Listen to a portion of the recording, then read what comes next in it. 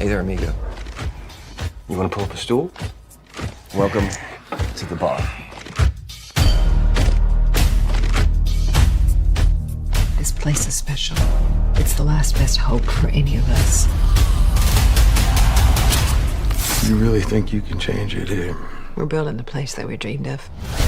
We've got weapons, food, we've got electricity. You could help build something. That's a good one. Oh, you're being serious? Honestly, I think you'd like it here. But I have to live under your rules. I'm not a psycho. I need help rounding up the walkers. We gotta keep the tanks full. Stop pretending like you can talk to those freaks. Poor bastards, Jets. If we don't open up, what kind of future do we have? What you're talking about would change everything. For the better. Maybe not. In order to keep people alive, you have to kill a whole bunch of other people. I've grown. I can be a leader. I need you to get what you want. So you'll kill for me. Yes. We're gonna play a game. He is a rabid animal. The safety of this community is on the line. I've seen good places fall. Let's make our entrance.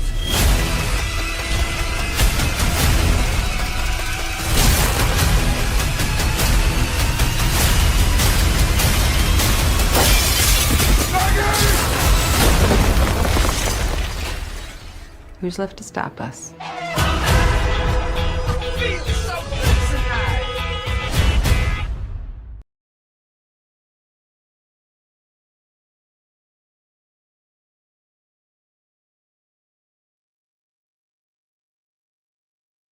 Stop it. Okay. Damn, forgot to take this shit off too. My bad. I can tell you guys I put on the wrong intro on that one too. That is not supposed to be that long, so I fucked up again. It's all good though. It's Tuesday. But we are here to talk. This is fire. It was a cold. It was fire. I didn't even think that was a fuck up. Yeah. Yeah, it definitely was. Good. It definitely was. It definitely was. But guys, we are here to talk about Dead City. Brian, tell the people where they can find you. Yo, 1/3 of Spoiler Kings, we go live Mondays, Thursdays, and Saturdays. And I'm with Nzo on Saturday mornings, the rewind, and I guess every other day of the week. He's doing something else. So I know. I trust me. It's getting me in trouble. You know what I mean? Jen, tell the people where they can find you. What's up, everybody? You guys can find me on Nerdy AF. You can also find me guest hosting with Sci-Fi Vision and also Real Cinema Therapy. And of course, with these kings right here, I'm with Bigger Ford Entertainment. Absolutely, 100%. And we got T-Virus in the house. T-Virus, tell the people where they can find you, sir. Hello, humans. Terrence here. You cannot find me anywhere because this platform has a ban on Terrence. That is correct. So now, guess what? Oh, hey, listen. I was gonna say it's on Cast 100, but it is my channel. So if there is a ban on you, then it looks like we probably getting banned right now after they see, oh, Terrence is here. Shit, let's ban these guys. So I'll blame you if they take off my channel, T. That just means I'll start one with all of you guys on it, and we just keep it moving. Just like the other people. I don't want to say any specific types of people. There's people that just pass ownership over. Yeah. We figure it out. There's loopholes. We got this. 100%, absolutely. So we ain't going nowhere, either or never. But T, like I said, okay, you said you can't find you nowhere. All right, good. We're here to talk about Dead City, guys. Episode 1, it has started. Before I bring up the video, I want to get you guys' overall thoughts on the episode. And Terrence, since you haven't been around in a while, I'll let you go first. Say that last part again. Sorry. Your overall thoughts of this episode. I thought it was interesting. I have some issues with what's happening with Negan in terms of how he's behaving, because I prefer my Negan to be cold and dark and unforgiving, and he's really nice now. So I had to swallow that type of pill, and Yeah. after I swallowed it, I ended up liking him again, despite my issues. So I'm just curious to see So, who he's gonna kill next, which is what I'm waiting. so what's the problem, Terrence? He's not killing enough humans for you? Nah, he's not. Yeah, I want him to kill some more humans with Lucille. Yeah, he's just. I'm always waiting for it because sometimes it looks like he's gonna do something and then he doesn't, or there's some sort of hesitation before he does something. But Ah, because he's one of my favorite characters in this universe, I am always interested in seeing what he's gonna do more so than the rest of the characters. So going through the episode, I enjoyed what I was seeing, hoping that he would kill some humans. absolutely. Jen, what did you think? Overall thoughts of this episode? Overall, I mean, I liked the direction that it went in and where it picked up from season 2. I really liked that.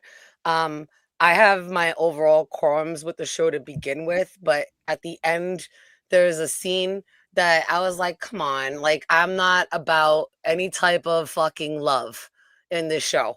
Like, don't Mm-hmm. fall in love with a zombie war. I don't think that shit is cute. I don't need a love plot line. I know I'm a female, but I don't feel that way. I don't need that romantic shit. Like you learn how to survive and you get through. Like there's understandings, there can be partnerships, but don't hand me this. We gonna make love and whatever. So I know we haven't seen that yet, but Maggie does need to kind of move past certain things, and Herschel needs to see that with Negan. But the way Negan and Maggie are kind of just starting to get like this little bit of googly eye for each other, I'm already like, stop, come on. I can't take it. So that drops it down a little bit for me because that's like the huge prediction. I really don't want to see that. In my opinion, like I understand you can forgive Negan if you want to have your peace with God, but you do not get with that man. Are you out your damn mind? So to me, like I mean, I like the episode. I'm glad that, certain people died this episode, but I agree. Negan is definitely softening up. He's getting weaker in his day, like as he's getting older. And Maggie was so hard for so long. She also is having we might actually find a good place in electricity so I can let my guard down a little bit. I'm like, no, what are you doing? Mm-hmm. So those are the kind of issues I have, but I like so far what I'm seeing. I'm going to keep watching the show. But yeah, I do agree that both of the characters are getting a little soft and mostly for each other too. Their guards are coming down and I'm not really in agreement with that. But I got you. Yeah. Yeah, I don't wrong you on that one. Go ahead, Terrence. You gonna say something? I forgot to mention something because I know I wasn't around for the previous season when you were talking about it. But I can't see that ending again for the previous season where Negan was crawling and he was crying like a bitch. Like if I see him cry this season, I'm gonna have to toss the remote at the screen. I can't handle it twice. It was something about that caught me off guard because me, if you're tough, you don't cry. So that just shocked the hell out of me. I was like, damn, this is going on for a long time. Bruh, So bruh. I don't need, He cried. Hold on. He cried because his so-called daughter died, bro. Like, Yeah. what are we doing here? That's why he was crying. It wasn't because he got stabbed, right? Yeah, it was for Ginny. No. I understand why they had him cry. I didn't like to see that. I think that he should have had a tougher approach to that situation. If anything, I would have preferred him to rage out and kill an innocent person as opposed to crying. I had the same issue with Bane in The Dark Knight Rises when he cried at the end. I'm like, yeah, don't do that to my characters. Yeah. So first off, we already know that The Dark Knight Rises is trash. Okay, we already know that. So I am right there with you. We can talk about the crying, whatever you want to talk about in that movie, saying it's trash. Absolutely, 100%. Brian, what are your overall thoughts? I had to go back and think about it for a little bit. I think they're going to give us a bait and switch a little bit. I think because Maggie's treating Negan like he's a lost puppy. Mm-hmm. And I think we all know it's not a puppy. He's a pit bull. And you know what happens when we try to treat a pit bull like a lost puppy? You get bit. Yeah. think that's what's going to happen. She's trying to control it, think that, oh, I could change him. The dumbest shit ever here. You can change somebody. You can't change anyone. The person is going to be who they are. The dude is 60 years old. He ain't going to fucking change. All right? That's not what's going to happen. So I think we're going to get to that point where they're realizing, oh, I can't control him. And then the rest of the city's going to tell her, you got to put him down. And you're not going to put Negan down. You'll get put down. And I think that's where we're going to go to. That's interesting thought. Go ahead, Jen.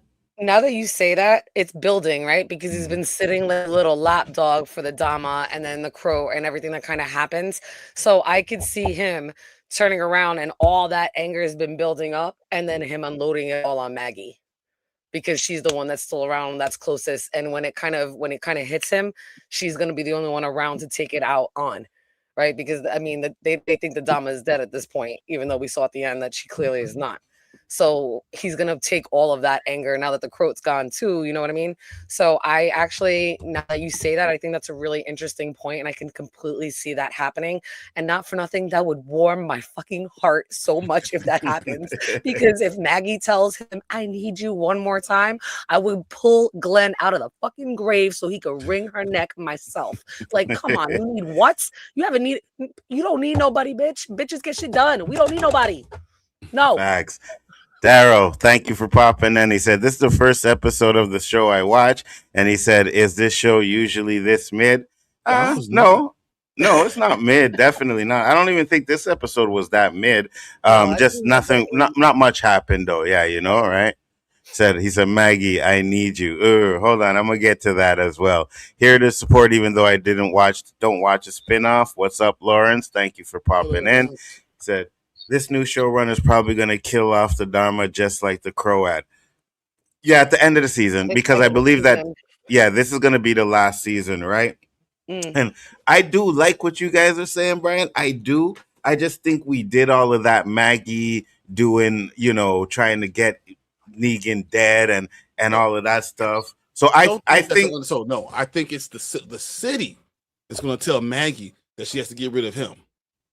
And okay, I got you. She's going to go on the other side. Mm-hmm. On Negan's side. Dark. Yeah. So it won't be this love shit. It's going to be this. Yeah, I got you. I got you. It's going to be real dark as shit. And to the point where she's going to lose her son, and that's what's going to happen. So here's what I think. I agree with you 100%. I believe that she's going to be. And I know there's one scene where it's like Negan says, this wouldn't have happened if you were the leader, right? So it's obviously she's going to want to or be the leader of the town.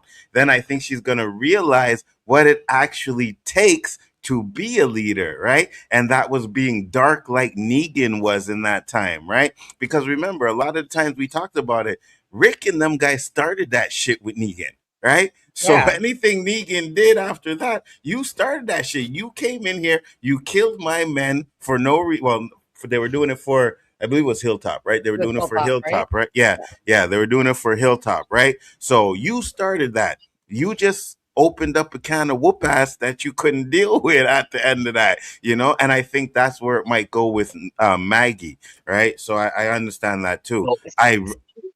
Go ahead.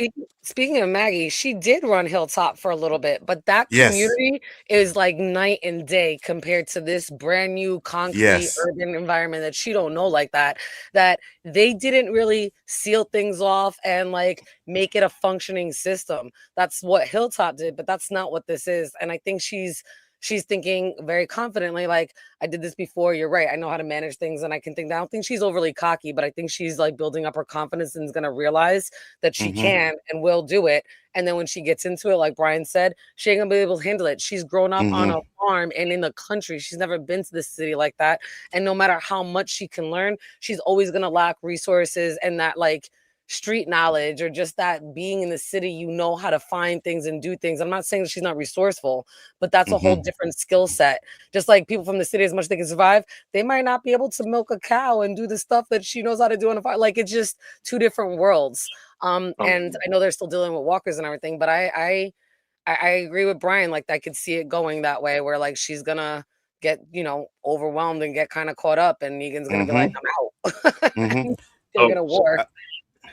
I wanted to address a couple things that you said, Anzo. Number one, Rick and his crew, they all deserve that. I was one of the main ones that was Mm-hmm. cheering when he killed Glenn and Abraham. If anything, I thought he was merciful because if I were the leader, they all would have died. Because to Right. me, when I have a crew, they are my family. So if you take one of mine, I take 50 of yours. Like it's going to Mm-hmm. be some Mm-hmm. odds that will ensure that humans don't get that silly idea again to think that you can mess with me. And then the word spreads, oh, Terrence is merciful. The hell he is. You got to die. Everybody got to go. So So I, there's I that. agree with you, T. I do agree with you 100%. But I think at that time, Negan was, that was his model. Humans are resourceful, right? So he knew if he could put the fear in them, he could have them doing whatever he wanted them to do.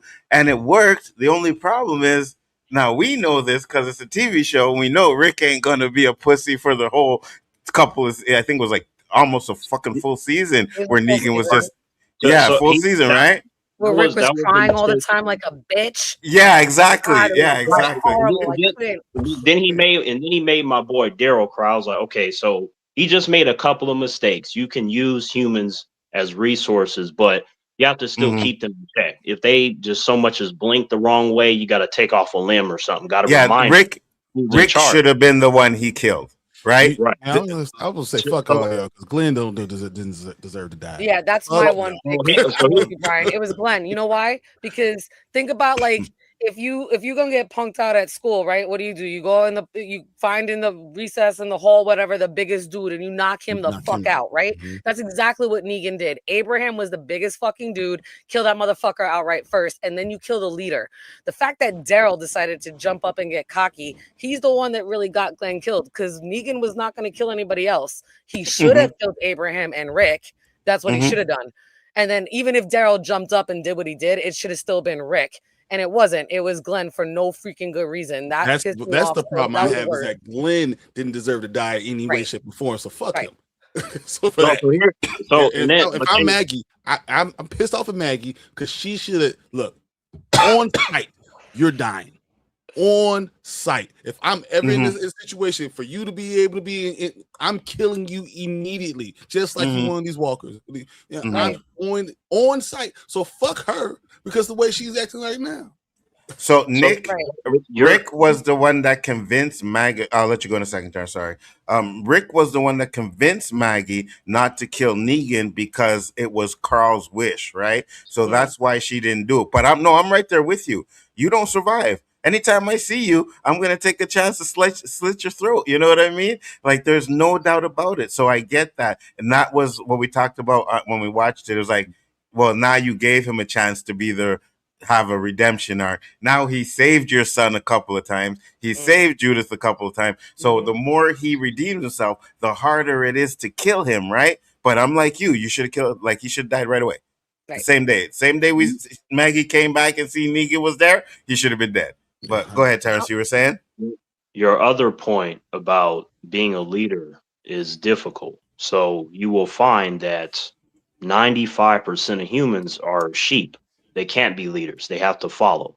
They have to Yeah. take instructions. They're not strong enough mentally to make the hard decisions because a good leader does not hesitate. So if you hesitate, you're liable to get yourself and your crew killed. So individuals like Negan and Rick, they're leaders, but they're cut from a different cloth, even though they have similarities, but they both possess strengths that I do not see Maggie having because Maggie is a bunch of talk. You know, she'll, make a strange face. She'll get super emotional. I feel that Maggie is a perfect representation of how most humans are. They're all talk. And then when it comes down to it, they're not going to actually do shit. Like even when she stabbed Negan, it's like, yeah, I'm gonna stab him, but it ain't gonna do enough to where it's gonna kill him. I just want to let him know that I'm upset because for whatever reason, my words are not enough to let him know that I'm upset. So it's just certain things that when you have a lot of experiences that I've been in with a lot of humans in extreme situations, you begin to call humans out on their bullshit. Like, I don't think you would do it. And the fact is that they won't do it. And you can stand there and bet your soul on it. No matter how mad they get, they're not going to do it. It takes a certain individual to make those type of decisions, and most humans can't make those calls. also, there's another thing too, right? Maggie, if I'm not mistaken, she met his wife and kid, right? I believe at the end of The Walking Dead. So she met them too. And then I think that's where her sympathy kind of started when she read that Negan had a wife and a child. And that's where she really started to get the sympathy for him. But I still believe that in season 1, she wanted him dead, right? She wanted him dead. She was using him to get her son back. She didn't care about what happened to him, right? They had that fight where she was like gonna cut his throat or whatever, but Negan overpowered her. So I think in season 1 she really wanted him dead. It's season 2 where it started to get to like, oh, I'm not sure if I want him dead or not. And then now we know I don't want him dead. So I don't think she ever really wanted to kill him. I think it was all just emotional talking, right? Because it's kind of like in real life when humans like, oh, I'd do this. I'm like, shut your ass up. You know, you're just gonna cry and call the cops just like everybody else. So when she saw that he has, okay, he got a wife and kid and all this stuff, and she's like, oh, maybe I should leave him alone. I'm like, look here, let me use you in this situation, Anzo. Let's say some human took you out, right? And then I finally track this individual down, and then I see that they got a whole family. They're still dying. That yeah, means I know, zero. Tennyson. Yeah, You I know, because you're still a monster. I don't care that you have a family. That means nothing. Like you don't get to go, oh, I'm different now, or hey, I understand the pain because I have a loved one too. I'm glad you understand. And then now you get to die. No, I feel you. I don't disagree 100%. I just feel like after and the way the show went, they gave him redemption arc, and that's where everything changed. But I agree with you. In real life, Negan's dead. I don't know if you could ever forgive that. You know what I mean? Like in real life. Obviously, in the show, listen, there are some people in real life that have forgiven people that have taken someone from them, right? There's this black woman, her son was taken. I can't remember what the story was, but her son was taken, and she forgave the white dude that did it. You understand? So there are some, but that is very rare. Mm-hmm. Very rare that people are able to do that, where you can say, okay, I can forgive you for taking away. I can't. I don't have that in me. I know that 100%. So there But are I mean, some people I'll like that. plan out my death. I'll plan out killing you. You seen what's that movie with Jamie Foxx and Gerard Butler, and he's law abiding citizen. Yeah. That's My my citizen. I'm gonna find a way. I'm going to Yeah. up in multiple ways. I'm going to have people following you. Your entire life is going down. I'm not gonna kill your kids. I'm not gonna kill your wife because they didn't do nothing for me. But you're gone. You can say you're But- alive. That's it. It's over. I don't care. But see, it's like you said, Anzo, about forgiveness, right? Like that's a very interesting thought process because for me, you know, I have the Terrence rules that I follow for my life. So I just have a certain set of principles that I live by. So it would not come down to forgiveness. I'm not Jesus. Like you go to him for that kind of stuff. But for me, if you do the wrong thing, then something's going to happen. And it has nothing to do with forgiveness because they're going to be like, you have to forgive me. You have to move past it. I'm like, I don't have to forgive you. This is not something where you can redeem yourself from. You can talk your way out of. None of that stuff will work because you violated the stuff that I live by. So thereby in turn, you have to pay. And it's not dictated by anything else except for my own thought process. Nothing else. Yeah, 100%. At the end of the day, you take away someone, and that's like taking like part of your life away from them. You know what I mean? So how do you live with that? Daryl said they haven't said this is the final season yet. I believe they did. They did. Yeah, I believe they did. This is it. Yeah, and you're right. Daryl Dixon will be the final season too, because I think they're going to do a Walking Dead season 11 where or 12 where they bring everybody back together. So Negan is no saint. No, he's not. 100%. Exactly. That's what I'm saying. Like you guys, like, oh, they all did this. Like, no, they got them started. Negan still made choices that I would have to make sure you done. Yeah. Well, no, 100%. Negan made way too many choices. Like, you know what I mean? Like, yeah, where it's like hard because he killed fucking enough people in Rick's community. Like, he killed a lot of people in that community. You know what I mean? So yeah, forgiving him is I was more mad that Sasha didn't get him. I swear. Oh yeah, Sasha was gonna get him. Oh I was yeah, so man. mad about that. Bro, me too. I was like, how you guys? I know why they killed Sasha, because she was going off to do Star Trek Discovery. But Right. bro, the way they did it, man, I was like, she should have got it. And then I wanted the They got Tiger him. to get Negan too. You know what I I mean? know. But that was the biggest Shiva, right? Negan's biggest Yeah. mistake. Like What's that? Negan's biggest mistake was not that he messed with Rick and his crew. His biggest mistake is that he didn't kill them all. Anytime that you And- leave someone alive, they're gonna come back later, or they might get someone to do it for them. So sometimes when you leave individuals alive, they're just gonna come back and get you. So why do that? And you know what? To be honest with you, he didn't even have to kill them all. He just had to kill the strongest ones, right? So that goes for Daryl, right? Daryl would have had to die. Rick would have had to die. Michonne probably would have had to die for sure. And there was one more I was thinking of, but yeah, Ezekiel and all of them, like the leaders of the community should have died, and then you could have ran everybody else, because everybody else was, like you said, they soft. You know what I mean? I get your point, but based upon the training that I went through, you never underestimate anyone. So thereby, in order to sleep well at night with the big smile on your face, you're taking out everybody. Because even I'm just saying, because what's going to happen? This one person that you're like, okay, I took out the leaders. You ain't shit. The scene transition, they go through all this training, and they the most badass motherfucker on the planet. That's why you should have took them out when you had the chance. Negan and Maggie are both terrible people. Just move on. Remember when Maggie just let the kid die in the final Walking Dead season? Yeah, Maggie's I don't remember. Maggie's done some questionable shit. Oh yeah, 100%. I was sad the show lost a great actor like Sean Yen. You know what? To be honest with you, I need Invincible, so thank you. And listen, I don't care what anybody says, right? I know nobody wanted Glenn to die, but the way they ended the season, where you didn't know who was going to kill, that left people talking about who he was going to kill until the season started. And then when they did Glenn, because I was like, they're going to do Glenn. I said, I know they're going to do Glenn. That is why they cut out the season like that. They are going to do Glenn. And they actually ended up doing Glenn. And that was one thing that I liked that they kept from the comic, because we know a lot of the things from the comic have changed around, characters have changed around and everything. So that was one thing that I liked that they kept from there. So I was okay with it. I was okay with it. Carl. Like I said, I was cheering. I was happy. I was like, they brought it on themselves. I'm like, you can't just do stuff and expect everybody to go, oh, okay, it's no problem. We forgive you. Go ahead, go on about your business. So you go ahead.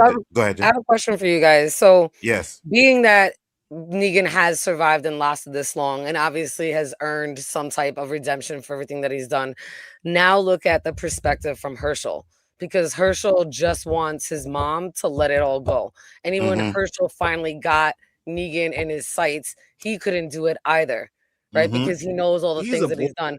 And the way, I know he's just a boy, but look at the way that Herschel kind of sees it. Like, that has to also play into Maggie's mindset now. 100%.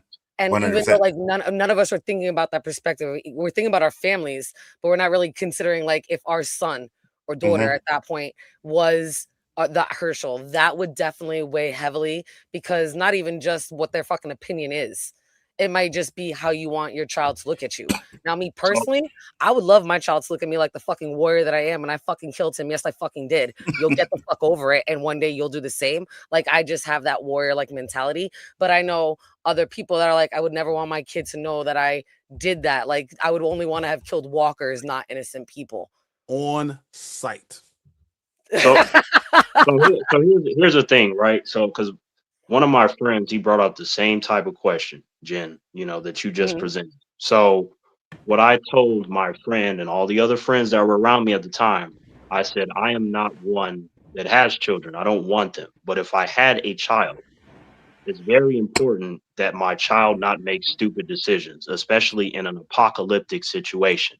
So in the case of this child, he has been making a bunch of dumbass decisions, and it's only because he's been emotionally manipulated by the Dhamma. So that's one of the most dangerous things in the entire universe. I keep telling humans that when a female's on point with her manipulation, it's worse than a nuke.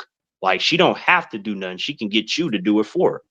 So, Listen, and that's I agree with you. I don't trust him at all. Even now, I still don't trust him. I think the Dharma nope. still has her hands in him. So 100. I would be and we when we watched the last season, it was fuck these kids, bro. Like fuck Yeah. this kid, bro. Like what the fuck are you doing, bro? And Maggie should have beat his ass like 3 or 4 times last She season. apologized to him, bro. You know what I mean?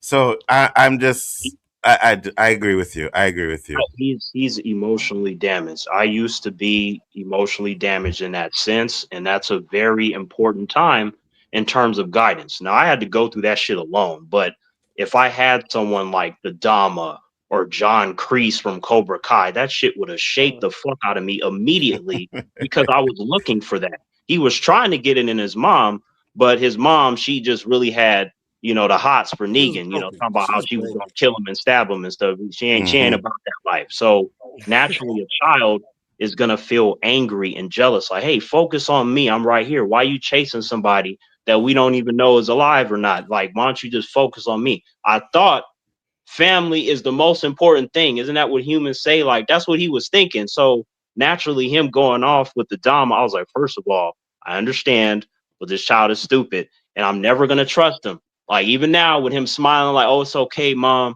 we're family, we can move past. I'm like, nope. As soon as you turn around, there's going to be some poison in the tea.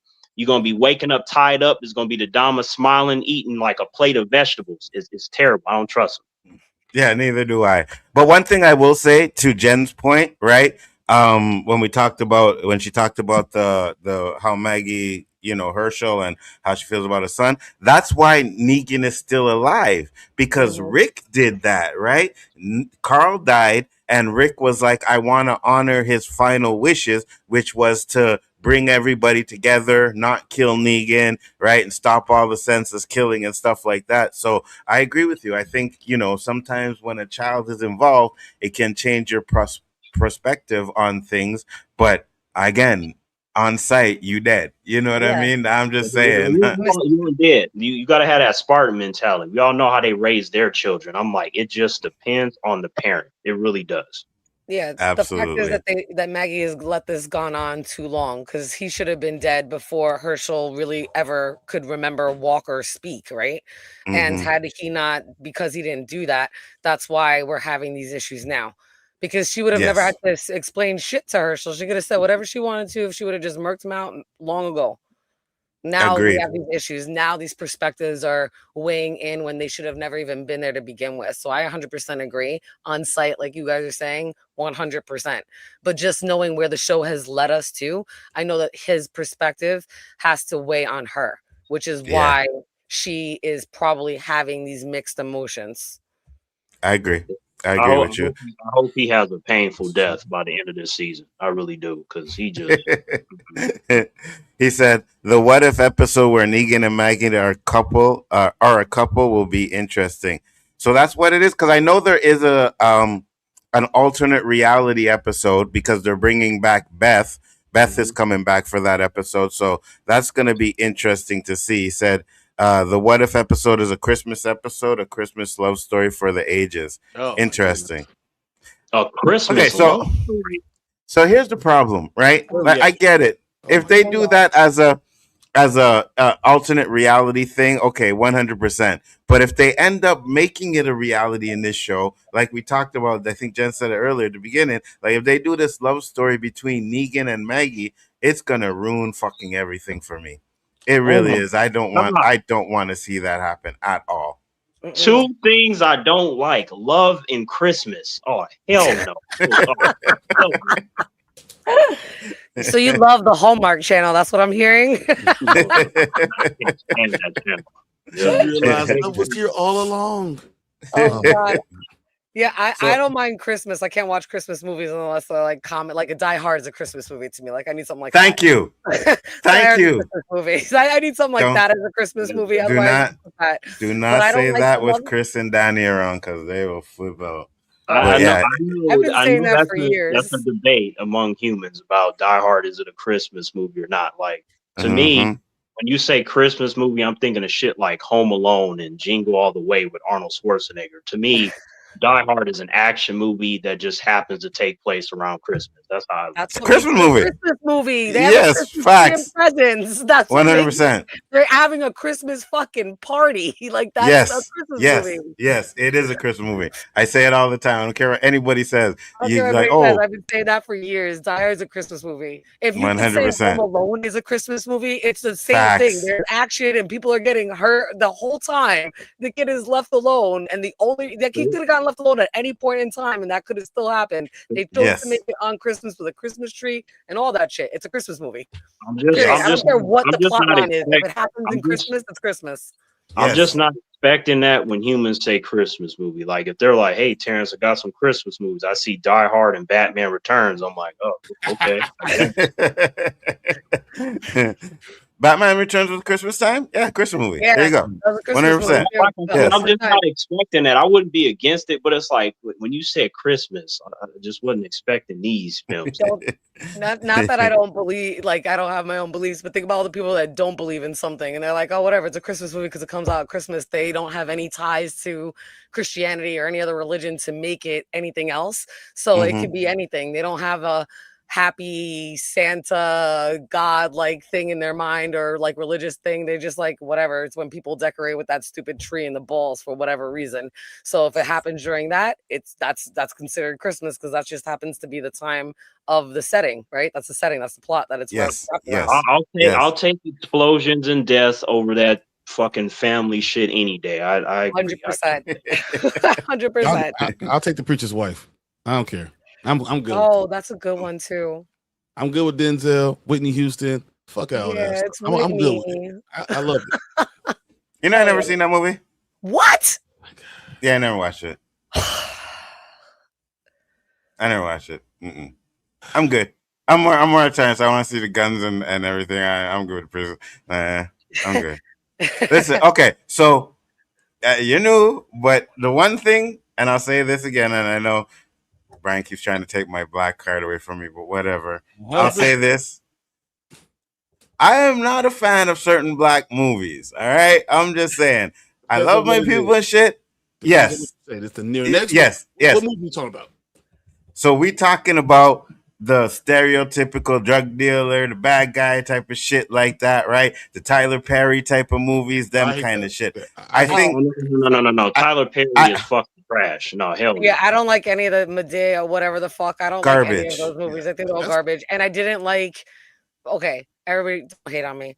I didn't like when like Eddie Murphy started doing the flubber and dressing like every person. I knew how great it was. Oh yeah. All that, but I was like, you don't like. Can I have you don't Ron like Nutty Delirious Professor? back? What the fuck happened? Beverly Hills Cop? Really? This is what you come to? Fucking flubber? I'm sorry. Yeah, I'm not a fan of those kind of movies. Like, But he's not flubber. That's Robert Williams. Well, no, there was a movie that he did. Oh, is it? What is it? You're talking about The Crumbs. The Crumbs. The Crumbs. Thank you. Yeah. The Crumbs. I have no problem with the Nutty Professor, but yeah, Nutty Professor. That's it. Thank you. Yeah, the Professor and the Crumbs. Not really. I wasn't a real big fan of it. I thought it was dumb. I was like, no. I thought the first one was okay. I didn't think the second one was that funny. But I was like, so my problem with Eddie Murphy was kind of like you, right? Eddie Murphy started off with the wisecracking, the rude mouth and everything. And then he went over to the kid stuff and started doing a lot of the kid movies. And like he fell off for me. Daddy Daycare wasn't bad. I like Dr. Dolittle. His wife in Dr. Dolittle is one of the baddest women I've ever seen in my life with her freaking green eyes. Oh my God. Yes. Sorry, I'm married as a husband. I'm just saying she's fucking bad. But anyway, I love I can't think of what her name is, but anyway, I liked those movies, but like the Nutty Professor, the Crumbs, I could do without them. And I like The Golden Child is still one of my all-time favorite classics. Like 100%. So 100%. Do like the Nutty Professor. Like I was really like I didn't mind the first one because I was like, wow, he's really look at everything that he did, and to do all of that in the movie at that time was phenomenal. But then when he kept going with it, I was like, bro, no, go back to your hardcore comedy. What the hell was this? I didn't like it. I didn't like some of the Jim Carrey movies, and I like Jim Carrey. I thought they were just too stupid. I was like, I didn't find them that funny. I didn't. And no matter how high I got, I just thought that shit was stupid. Facts. There's just certain movies. I know Jim Carrey's not black, but you get my point. Like certain movies, there was What the fuck is it? There's another movie that I wasn't that great about that like the Marlon Wayans brothers did, and I freaking loved them. I love them. I'm fucking. What the hell is it? Yeah, So the point, the white point, the point. chicks. White chicks. I thought it was dumb. I hated white chicks. I think there's a couple funny parts that you see some memes in, but I hated that movie. And then of I course hated you white know chicks about them too. wearing a dress and shit. So I was like, see, so that. Mm-hmm. But anyway, I didn't like that movie either. I thought that was fucking dumb. The only scene that I love in White Chicks, and I'll tell you why, is the Terry Crews part, right? Where he's in the techno room with the glow sticks, right? Yes. One time we went to an after hour party, right? Me and my Uh-huh. boys went after hour. So upstairs was hip hop, downstairs the techno room, right? So everybody's like, yo, let's go down and check the techno room, right? He's like, girls down there, whatever. So I'm like, all right, let's go down there. And I kid you not, I swear to you, I seen that. The dudes had their shirts off, they had the glow sticks around them, they were doing the same dances. I was fucking dying the minute I got down in that room. I was like, bro, this is hilarious. That's the only part I really like about White Chicks. Other than that, meh. The point is that I don't care about Christmas. Like there's humans that love it, and shout out to them. But humans are really fake around that time of year. I see humans smile that don't smile. You got humans that call me that don't talk to me any other time of the year. Humans just act really fucking strange around that holiday. So I don't like it. Terry Crews would love to hear me say that. Yeah, he was the funniest part, and that was the funniest part in that movie. But let's get back to the show. Yeah. It starts off with them putting on a bomb, and then they're putting up a wanted poster of Maggie and Negan. Damn, I got all these things in my head, right? We get to the intro. It starts off, and we see Maggie. She's doing the grave, right? And Negan comes in, and they have this big argument. And I wanted to get your guys' opinion about the opening scene. So go ahead, Brian. I'll start with you. I believe that Maggie overstepped her boundary, and I think that she'd been very disappointed, very hurt, and probably wanted to kill him if the shoe was on the other foot and it was Herschel. And he buried Herschel for her and didn't tell her. And I think that she does things like that without thinking about the consequences or empathize with the other person. I think that's the tail mark of saying someone's a sociopath. I believe Maggie's also a sociopath. So we look at Negan, and we see him. It's no doubt he's sociopathic, but Maggie is too, because she can't empathize. She can't put herself in someone else's situation. So I think that's why he was so upset. She couldn't even understand that. I'm so sorry. I didn't realize, because you don't think about people. And I think that kind of showed that they're very similar in so many different ways. And that's why they're going to have this, hate it, love it type of relationship, because they're the same person. Well, they almost didn't even know what they were like. She thought she was mad. He was mad at her for something completely different, right? At the very beginning, they were kind of like arguing. They weren't really on the same page. Yes, it was the same like situation, but if you want to pinpoint, he thought it was because she was burying Jenny. He's like, no, it's because you literally fucking stabbed me in the back. He's like, and I thought we were. I thought that was a double entendre. I thought that he stabbed me in the back by burying her, and you stabbed me in the back. And I agree with it. That definitely had a double meaning to it. But the fact that she, like, her guilt, like, she already knows what the fuck she did wrong, and she still did it anyway. And then she kind of says it by saying, I'm sorry I did this. And he had to bring to her attention, it's not just that. Like, you literally stabbed me in the back. Like, so they're not even on the same path. And even if she knows, like, they're not on the same page, but even if she kind of realizes what the fuck she did wrong, the fact that she's willing to bypass that guilt and do it anyway for her own selfish reasons. So I agree with you. She's just very she is psychopathic, and she also is very selfish. Very selfish. Absolutely. 100%. Go ahead, Jen. All right. Were you finished, Brian? Yeah. Okay. Sorry. Go ahead. Yeah, go ahead, Jen. If you have anything else to continue, go ahead. No, I kind of just jumped in with that. New church running like, let's walk back the whole stabby thing. I'm going to get to that. Terrence, you go first. I have a whole lot to say about that. First off, Negan is a bitch for getting stabbed and not going and taking out Maggie. That's not okay. And then based upon what Maggie did, you see, I've learned over 37 years on this planet that humans are walking, talking contradictions, especially when you throw in emotions in the equation. They are very selfish, and the things that they say and do don't match. the shit that they criticize you for, they do and think the same shit. It's just it becomes to a point to where if you don't have a certain mindset, you're just going to end up crazier than the Joker. So when I saw Negan just get upset at her for what she did, and she was just looking at him like, "Hey, why are you so mad?" and all, I'm just like, see, that's when he should have stabbed her. He should have stabbed her because this whole thing where she was like, "Hey, you shut the fuck up," and all this, I'm like, you should have slit her throat mid sentence, just to let her know, like, look, I know I did some stuff to you, but you also did some stuff too. So the way I see it, once you put your hands on me, especially if you stab or shoot me, you've just given me permission to end your life 10 times over, and you get to say nothing. So her whole thing was, you're a monster and you took away my ability to say goodbye and all this blah blah emotional stuff. And she did the same thing by burying the chick. So I was kind of a little bit shocked that she would just do something like that, and she's like, "Oh, well, you were asleep and all that." I'm like, really? So that's your excuse. So you didn't think, hey, hey, Negan, let's wake up. If it's too hard, let's do it together. So I just find it interesting that within these moments, what humans call sensitive moments, that humans are so insensitive when that shit happens. It's like, really? So how do you come to this conclusion? Oh, I know how. You're a typical human. So he should have stabbed her. I remember I went on the edge of my seat. I was like, Negan, if you don't at least stab her in the chest, you about to lose some respect points from me.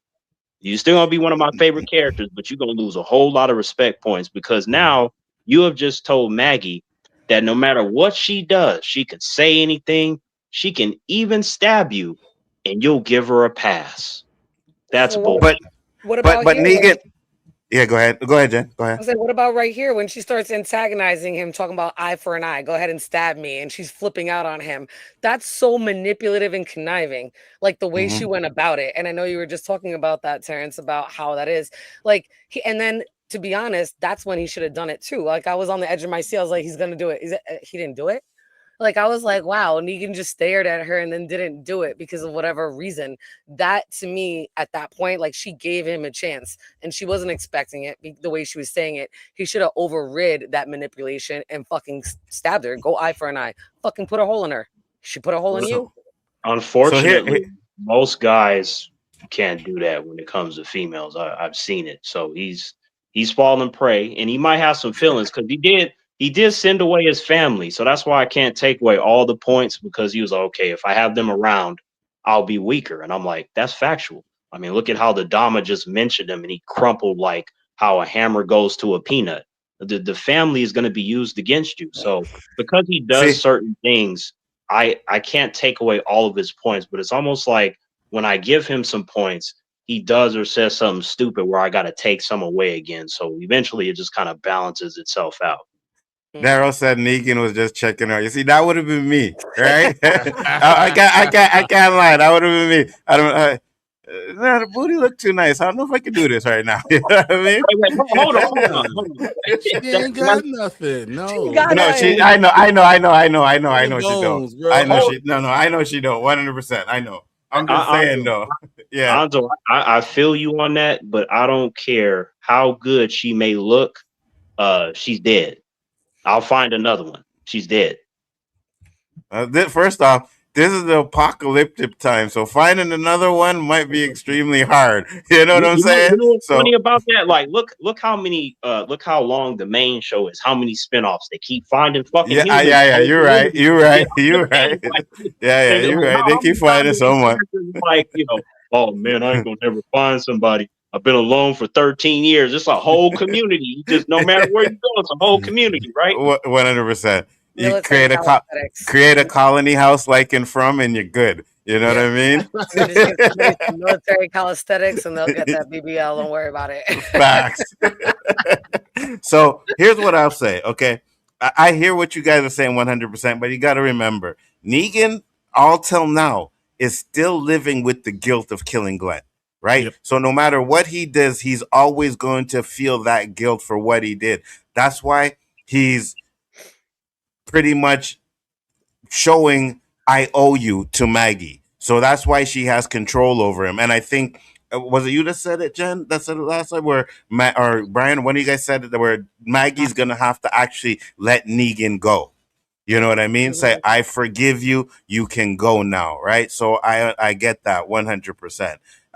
Maggie did what she was doing because she felt guilty for stabbing Negan. So she figured going and taking the burden of having to bury his so-called daughter, taking that away from him, is kind of her saying, I'm sorry, without saying I'm sorry. You know what I mean? So, and you could tell by this scene, even when she's like, stab me, stab me. This is all her way of saying, I'm sorry for stabbing you, right? Right. So I kind of understand the narrative that they were going with. And again, you know what that was, right? Classic manipulation. I'm like, she knew he wasn't gonna stab yes, absolutely. Right. Absolutely, because she says it. She says it when he's like, "Oh, I should have stabbed you a little bit." She was like, "No, you were never gonna stab me." Yeah, she knew. She knew it was gonna do it. Yeah, she knew. She knew. I'm telling you, like the females got that magic about them. They know when something's gonna go down or not. The dudes may not know, but they know what time it is. It starts with a P and it ends with a Y. 100%. We all know where that magic is. 100%. So wait, while when did he get some of that? Like where from Maggie? Because I'm like, that ain't even in play in this situation. But no, but hopefully it doesn't go into play because I don't want to see that. And this is another thing that I was going to bring up too, right? And I know we talked about why he got rid of his family, but he's not even talking about them. You know what I mean? It's like, I hope they're not going to like do a redcon or anything, because he's not even talking about them. Everything he was doing was to protect his family and to help Maggie, right? He let them go. He said, no, you guys will be better off without me right now, whatever. But I also think it kind of is kind of a redcon, because Negan was, in the last season, he was really trying hard to be with that family and protect his family. He was ready to die for them at one point. So I'm just like, okay, I'm not really sure I dig that unless they go back to where Negan says, okay, I've done what I've done. I've atoned for the mistakes that I've made. Now I can go to my family and be a better man to them. Right. So I hope they do that at the end, because I don't want them to see them going into this relationship with Maggie and Negan. I know they may think people want to see that, but we don't want to see that. Now, another issue that I had with the opening scene is because at the end of last season, they have this whole speech about we need to work together and this is it. And you can hear them. Maggie's talking, then Negan comes in, and it ends with them pretty much saying they have to work together. And then we get to this season and they had fucking each other's throats right at the beginning. So I was like, walking. I kind of humans are. I kind of get it, right? Because she stabbed him but you don't forgive, right? You don't forgive in that room, because they were in that room, they forgave, and then because it's like a day later, oh, I can't stand you, and the arguments, like, so that was a little bit of the issue that I had with that opening scene. So that's about it. But then it's just he's broken. Go ahead. The fact is, Negan is broken. Mm-hmm. And he's going to have to find something that's going to help him find himself. And I think he does do that. But my fear is, when they do it, do they kill him off? Well, just send him back to his family in Tennessee, or the yeah. I don't think they're going to kill off Negan. I Give don't Negan a happy ending. Everybody else, I don't know. If this is not the final season, they keep going, I don't know if there's going to be a happy ending like that. But I could see Negan getting sent off and getting cut loose so he can go back to his family and kind of just getting off the show. What if he, go ahead, final time, sacrifices himself to save Herschel, and it was either him or her, him or him, and he sacrifices his life. If he sacrifices his life to save that, lose your shit. I am. Ooh. You're gonna lose your shit. You can tell. I'm going down to the studio to form my complaint. You right. And to be fair, like Negan, he's done it. Negan said, he saved Herschel how many times already, right? You know what I mean? It's like he saved her already. So I hear what you're saying, and I think they could do that, but I do feel like they want to do this big last season 12 of Walking Dead, right? And like we said, remember last night we're saying, if they do, they could have them come over here to New York, right? They could have them come over there and have power and electricity, and that's how they end it with them building up a new community, right? Now, does Negan last for that? I don't know, maybe, but I think that a lot of the characters that they want to bring back, like Morgan, Negan, you know, I think those guys are gonna have pretty happy endings.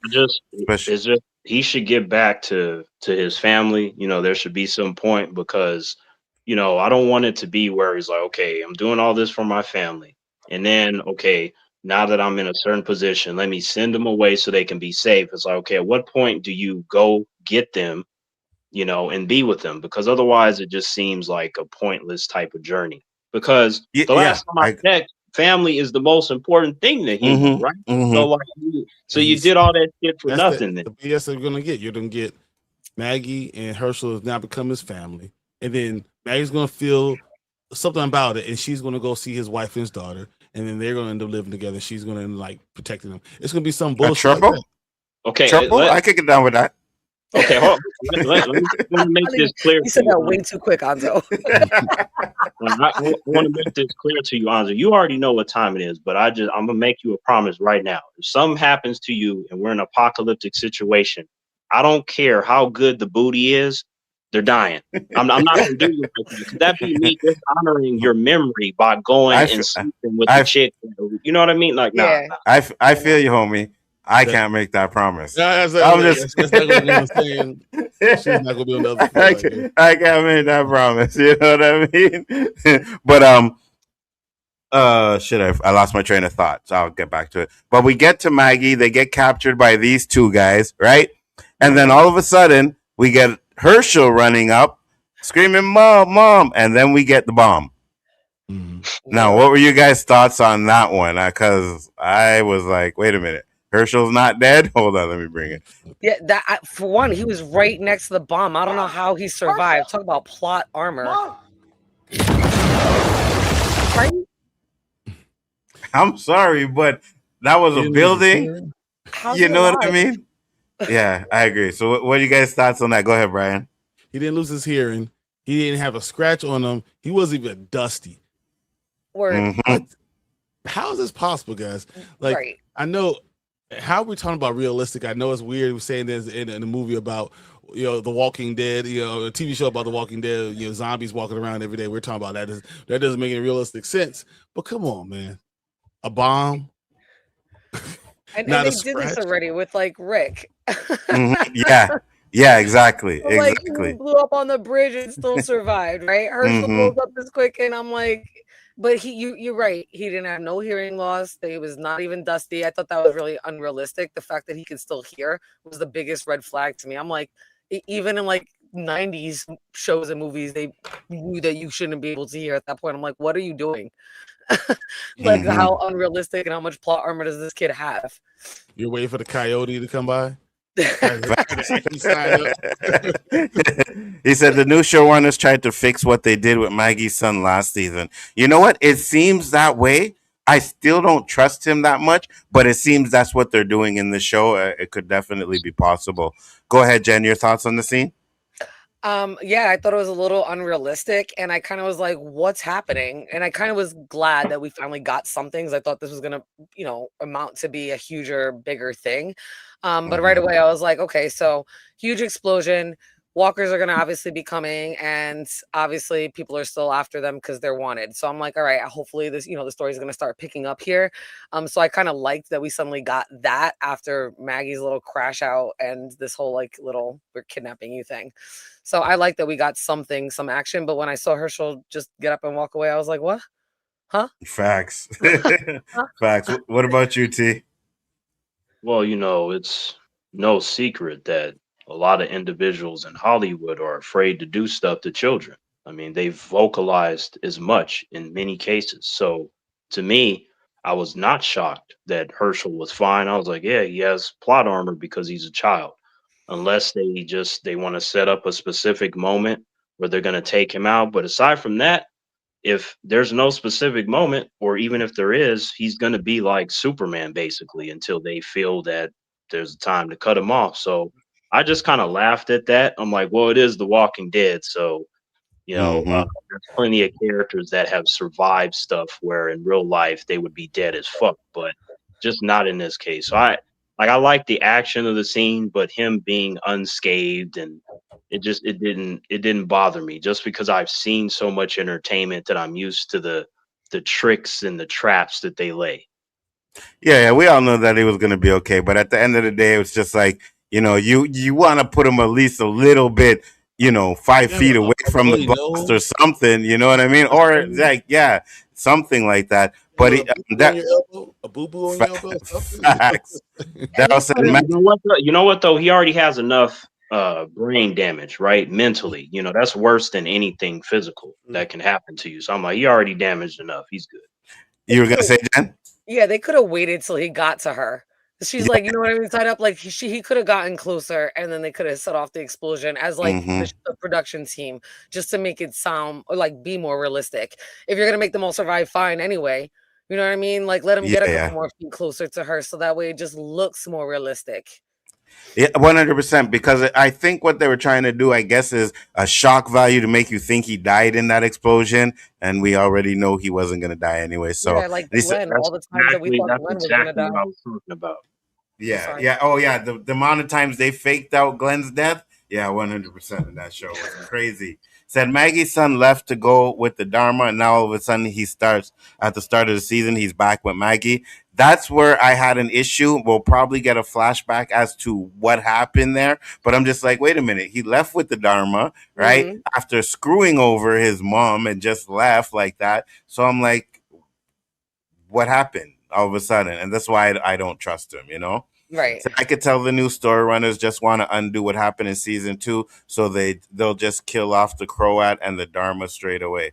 You think they're gonna kill the Dharma straight away? I don't know. I don't know. I think she lasts the whole time. Yeah, me too. I think she. What is straight away? The next episode, like what? You know what? You know what? He kind of might be right. Because when I think about it and I go back to the trailers, there's a lot of other people that's going to be involved in this. It's possible that they do kill off the Dharma next. Because I see this black woman in the trailer. It looks like she's into something, right? And you see a whole bunch of people coming from the boat. Because I believe what happens is they turn on the light, right? And that on the light attracts people, so you see people coming in from everybody, and that's where they're gonna have to defend. So I think you might be right, Daryl. I think they might kill off the Dharma. I'm not 100% sure, but I think they might do it. I think they might. If they do, that's fine because she already had an arc already, so it's not like she didn't have any screen time. I agree. You were gonna say, Jen? I was gonna say she's laying low though, right? She doesn't really want nobody to really know that she's around. I could see them having her lay low for a couple of episodes and just showing us a clip as she starts to like heal and build herself up and develop some type of a plot. I don't think she's gonna be that impulsive to do something in the next 2 episodes yet. I think she's gonna lay low. That's my opinion. She might not get a lot of screen time throughout the entire season, but I think she's gonna lay low a little bit further into the season and then pop out. We're gonna see some other shit with other people in between all that, but I could see her just laying low and like having like some type of a surprise attack on them because they don't expect her to be alive. So I see them doing that. I agree with you too, right? Because the Dharma in last season seemed like she was 2 steps ahead of everybody at certain points, right? And we were saying that even like Negan, she seemed like she was a couple of steps ahead of Negan as well. So I could see that. I could see that. Brian, go ahead. Her lane. Wait, go ahead. No, go T. You good? No, I was gonna say that her laying low makes sense because she's not a physical threat. She's someone that is intelligent, which depending on the scenario can be worse. Like her powers of manipulation and speech to get others to do stuff, she would have to build up her ranks and then she would strike. Because if she tries to approach any of the groups that we've seen, she's done. It's a wrap. She would get laid out so quick. And she knows that though. She knows that. That's why I think she's definitely gonna lay low and like kind of recoup her power and be manipulative and kind of build something up and do a surprise attack when they least expect it. Especially if all this other chaos is going down. She's gonna see that, keep a watchful eye, and she'll develop some type of plot or plan to get at them when they're at their weakest. I don't think she's gonna die in the first couple episodes. I think she's gonna lay low, and we'll see her pop up at the end. I could see that 100%. Brian, go ahead. There's no way, no way they kill her the next episode. But I do believe she dies early because it's the completion of last season. Now you give us a new threat, trying to figure out this new Eden in New York. So now you have these new people that you don't know. How are you going to be able to hold this stuff together? You're not a good leader, but you have to get rid of the Dama first. And I think the end of the Dama ends the threat for season 2. I could see that too. You know what I mean? Yeah, I could see that too. So I don't have a problem with that because, like I said, I do feel like they kind of finished her arc last season, and now it's just to get her out of there and have a new threat for the season. So I could see that too. But we see these two people that had Negan and Maggie captured. They end up finding the Dharma, but they're getting attacked by zombies where Negan and Megan go into this little hutch and zombies are coming down like crazy. And everybody comes down there and they have this big fight. And that's when the Croat sees Negan. I love the way he says, Negan! I love the way he says it. I had a feeling our paths would.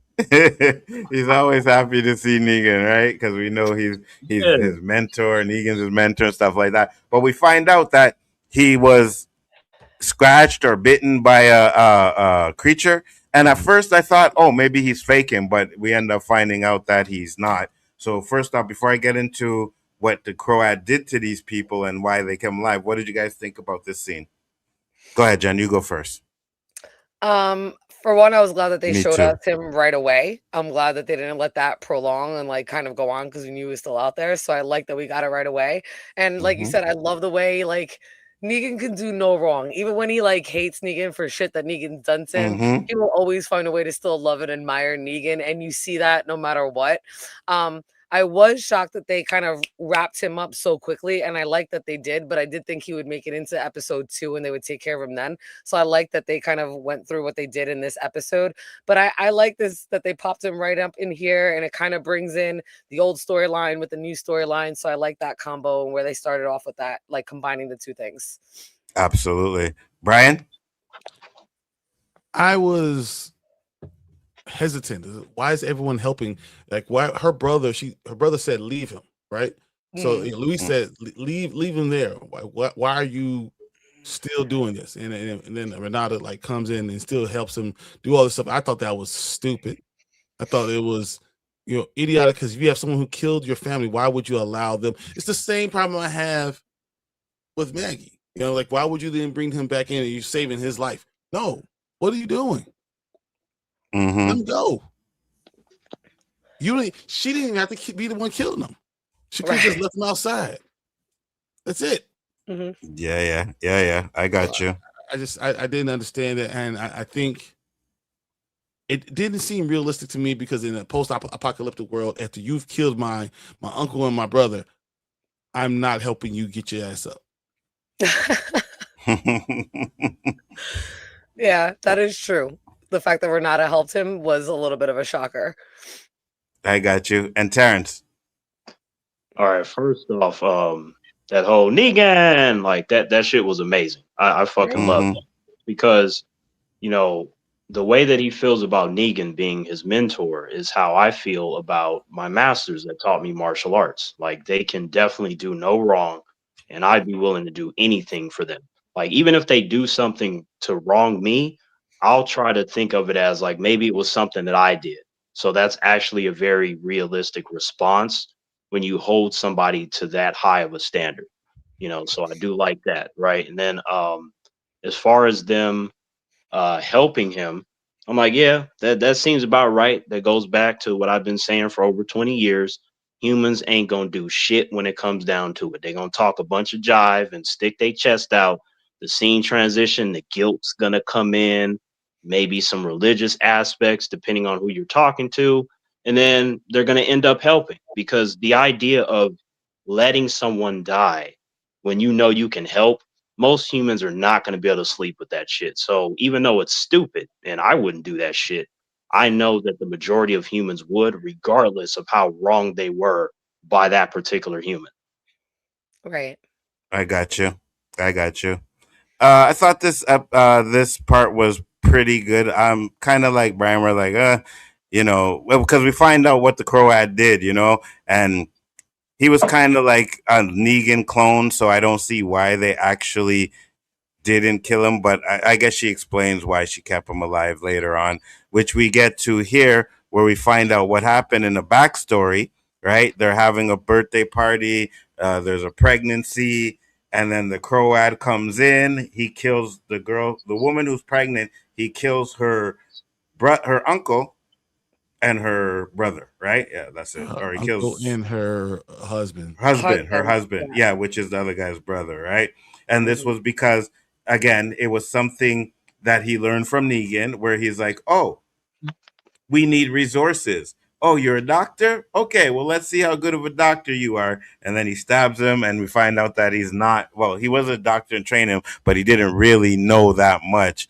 And then she threatens to blow up everybody, and Croat says, "You're not like that." And she says, "Try me." And the Croat ends up leaving. So, what did you guys think about this backstory and why they don't like the Croat? Go ahead, Terrence. You start. I love that scene. Yeah, the Korat was on point. Like the stuff that he learned from Negan, I'm like, that is so tactfully intelligent. Like the idea of when you're going to a group and you want to figure out how to get them to fall in line, you kill Mm-hmm. the right person at the right time. Most humans will fall in line out of fear. Even the ones that are like and clenching their fists, they ain't gonna do shit. So, and then if you double down and kill a second person, then that's just gonna shock them even more. So the thing is that every once in a while, you will encounter a group of individuals where somebody will charge you because they're so mad and emotional, but then you just take them out and that will deter the rest from doing something equally as stupid, right? So the Mm-hmm. approach of the scene and the value of what Negan taught the Croat, I'm like, that's brilliant. And then even like when she was like, "Oh, try me, I'm gonna blow up this whole fucking room and stuff." And he's like, "You're not gonna do that." He ends up leaving on the off chance that, okay, maybe she's not bluffing. But at the same time, I'm like, okay, look at how you responded when you lost two of your people. And you're trying to convince me that you're gonna blow them all up because of what? So even though I found it to be smart that the Korat didn't really want to test that, I would have been the one to stay out and be like, do it. Do it. Yeah. So Mm-hmm. that scene, I like it because it was intense. And the best way to get a group to crumble is when you attack not only their leaders, but family members. Because usually humans love their family and friends and shit. So it's a good method to get them to fall in line. But you got to be careful though, because there's another side that they don't explain, which is the individuals that will plot against you, that will seek out your demise. But see, you can't just end it there. So Negan, he taught him the first part of the lesson, but the next part is now you have to be wary in case individuals try to rise up. But I just like the acting in that scene and the way that the Croat was like, "Oh, so you're a doctor, huh?" Because humans lie all the time, right? Like, "Oh yeah, I'm a doctor too," or "Oh yeah, I used to do this." And it's like, okay, so how do you figure out if somebody is lying or not, right? Then you create a situation that's so intense that the truth will just come out. Even if you risk the idea that you may have taken out somebody that you legitimately could have used, it's just that whole approach to that scene. I just love how that shit played out. It's so applicable to particular situations, even in real life, that humans have seen or heard about on the news. I love that scene. That's probably my favorite scene in the whole episode. I feel you. I'm legit scared Terrence liking Negan's methods too much. Yeah, Terrence. Terrence is different. Go ahead, Jen. You next.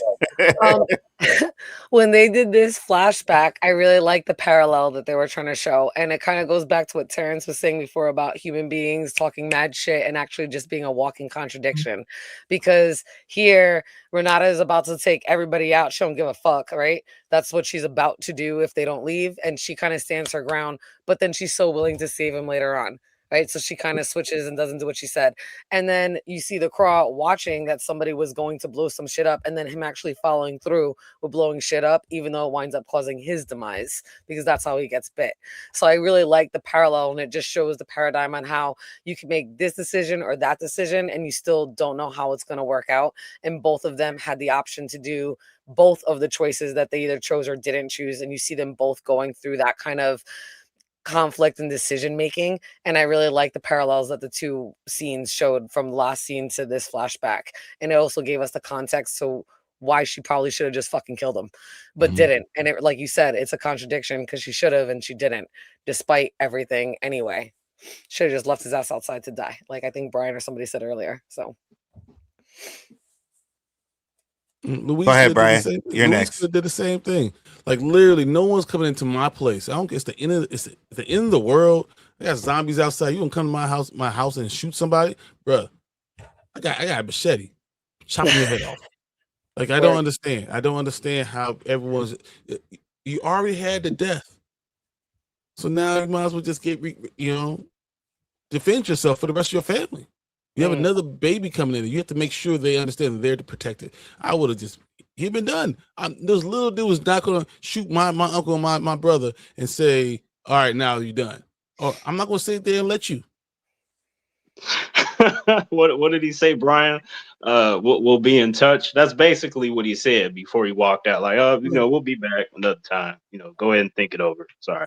So I would have fixed that now. No, you're not walking out. Get these other dudes with these whatever things, man. I want to shoot them too. Like I don't understand it. Like everyone's acting like a bitch when it's literally the zombie apocalypse outside. What are you afraid of? Like you were the one gun is gonna come and do all this stuff for us. I don't understand it. Numbers should matter now. I know what they're afraid of. It's their damn moral compass that was programmed into them. It prevents them from doing what they need to do in any given situation. I got morality, but I also don't have stupidity. That's my problem. Yeah, you're definitely better than the characters in this show because every time I look up, they just fucking up left and right. I also feel like we here. The crow had ended up leaving, right? And as we get back to the regular time where Negan is there with the Croat and they're having a conversation. Maggie has a conversation with Herschel, and we don't really get much explanation as to why Herschel left, but he just says that the Dharma wanted me to kill you, and then they have this little lovey-dovey scene, and they hug up, and Maggie feels like she got her son back. Brian, do you trust him? Give me a hug. Do you trust him, Brian? Go I ahead. won't trust him until he gets beat. Right? Sorry. 100%. She need to take off a belt. She need to go get a switch until he gets beat. And then feel sorry. You need to feel this sorry first. 100%. I agree with you. Jen, what do you think? Yeah, like the minute she heard she wanted me to kill you. Like that's just that, like it's a reflex that you just I don't understand how she was so calm during that. And then she almost kind of like takes the blame on herself because she thinks it's because she hasn't been able to let go of like the whole Negan thing, and she starts apologizing about her anger and everything. And I'm like, what kind of a therapy fucking session are we having right now? Whoop his ass. I'm like, he just said that he wanted to kill you, that he was sent to kill you. That's the reason why he has been betraying your trust. And she's like, okay, well, I'm sorry that I've been angry too. Yeah. I'm like, what's going on right now? I didn't like this conversation at all. I didn't like how it was handled. I also just I agree with what Tern said before. Like Herschel is emotionally damaged. He is fucked right now. He doesn't know who to believe. It's like he has another mommy, right? Because of the way the Dom has been treating him. And she completely manipulated so many situations to put herself in that position with him.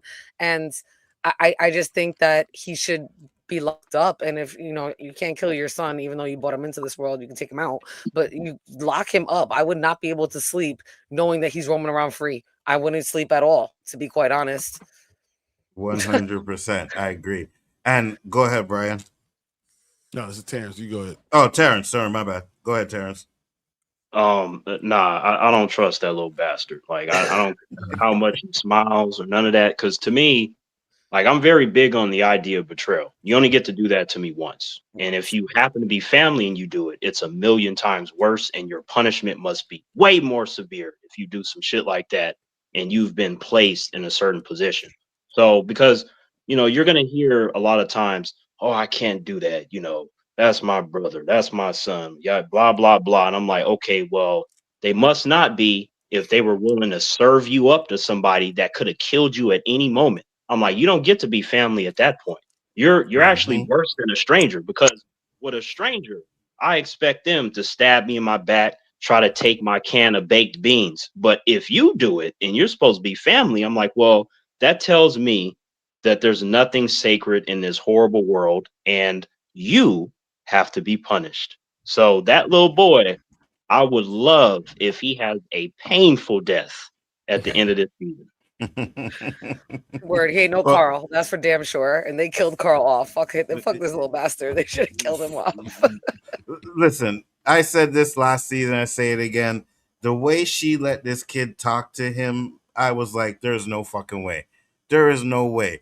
You are my son. You are not going to talk to me like that. I am going to bust your ass, which is what she would have done. And then she would have never had to worry about Herschel going to the Dharma, because he would have been too scared to fucking leave and probably couldn't even walk because his ass was hurting so much. You know what I mean?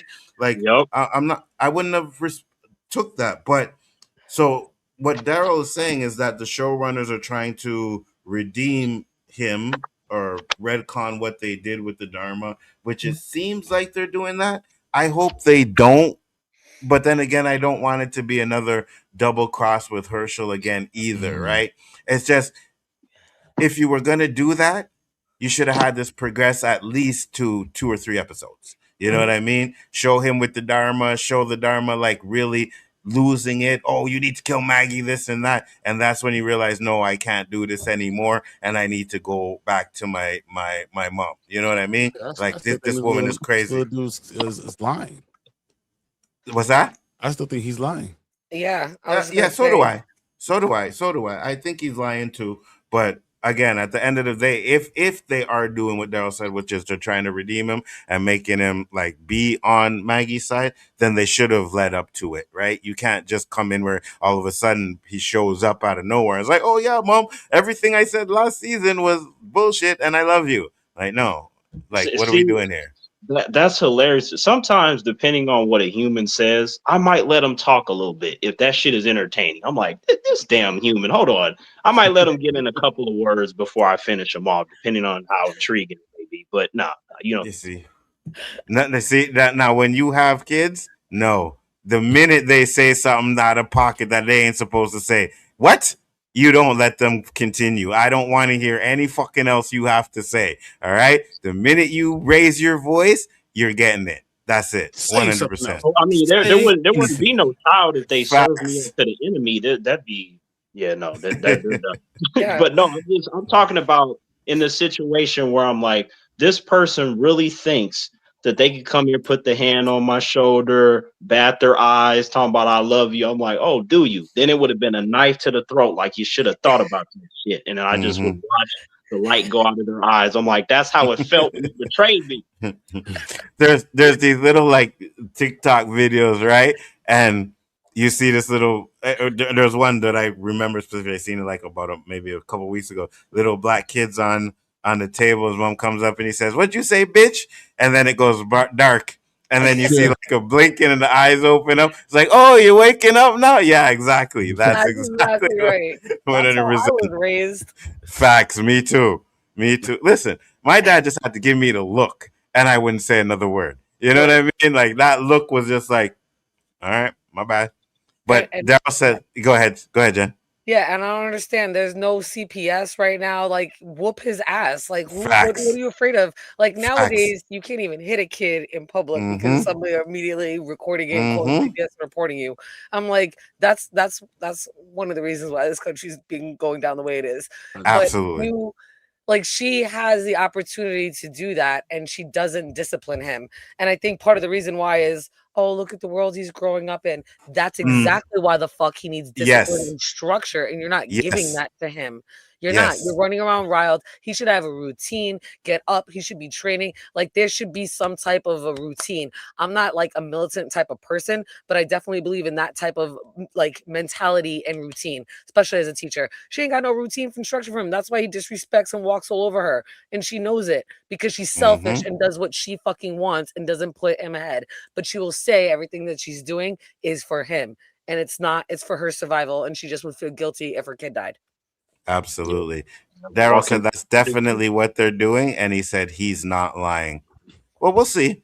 You know what I mean? But I just feel like I'm with Brian, where it's like if he isn't lying, then you guys just passed over a whole plot that just to get to this part instead of giving us at least some kind of context as to why he stopped listening to the Dharma, because the Dharma had him brainwashed, right? Right. And all of a sudden, like in this season, the beginning of the first episode, you're not brainwashed anymore. Maybe they'll give us a flashback to that, but right now it just seems out of place if he's not lying. So I'm right there with you.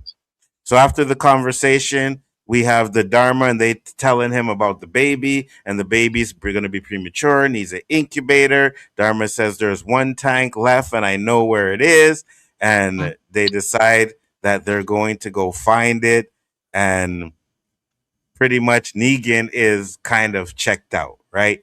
Negan says, yeah, I'm going to go look upstairs. And then he goes upstairs and he finds the bar. So what did you guys think about the reason why they need to get the tank and Negan being checked out? Go ahead, Terrence. You start with that one. Oh, yeah. Negan, I mean, shoot, once you get stabbed in the back, start crying like a bitch, I mean, you ain't got nothing left as a man. So that's why he checked out. So I feel him. He just like, hey man, I'm done with this. I'm done with this whole universe. I'm just gonna kick back, drink some alcohol, because that's how a lot of humans deal with their problems. They drink alcohol. But it made sense that he would do that.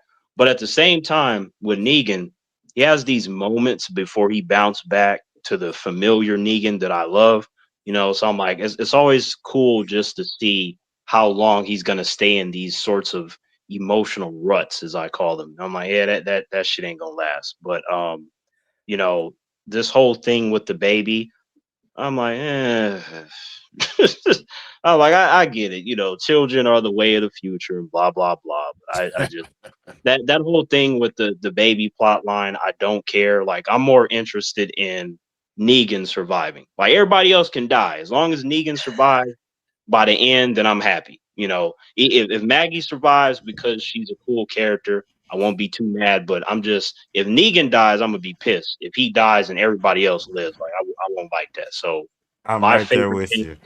My favorite thing about the scene is just Negan being checked out, because in real life, when someone checks out, because I've been in situations where I've checked out, is to the point to where you go down such a dark path, you might even consider self-deletion. Like, it gets really fucking bad. Like, nobody should ever go down those paths. But, from experience, when you do, it's like, fuck. If you don't have someone to talk to you, and not just talk to you, but have the right words, right? Just like how Negan had the right words for the Croat. If you don't have the right words, then nobody can help you, which means that you would have to help yourself. So Negan tends to go off on his own, and he processes things, and then he eventually figures out what to do. Whether or not his choices are considered intelligent would just depend on what he does in any given situation. Agreed. Go ahead, Jen. I agree that Negan's completely checked out, and I think he needs this. It's like a reset for him. He also doesn't need to see any babies being born and have hope right now, or think of attachments right now, considering everything that he's just lost and given up, and even all the good that he's doing, it looks like it's like he's still being shit on and nobody even cares.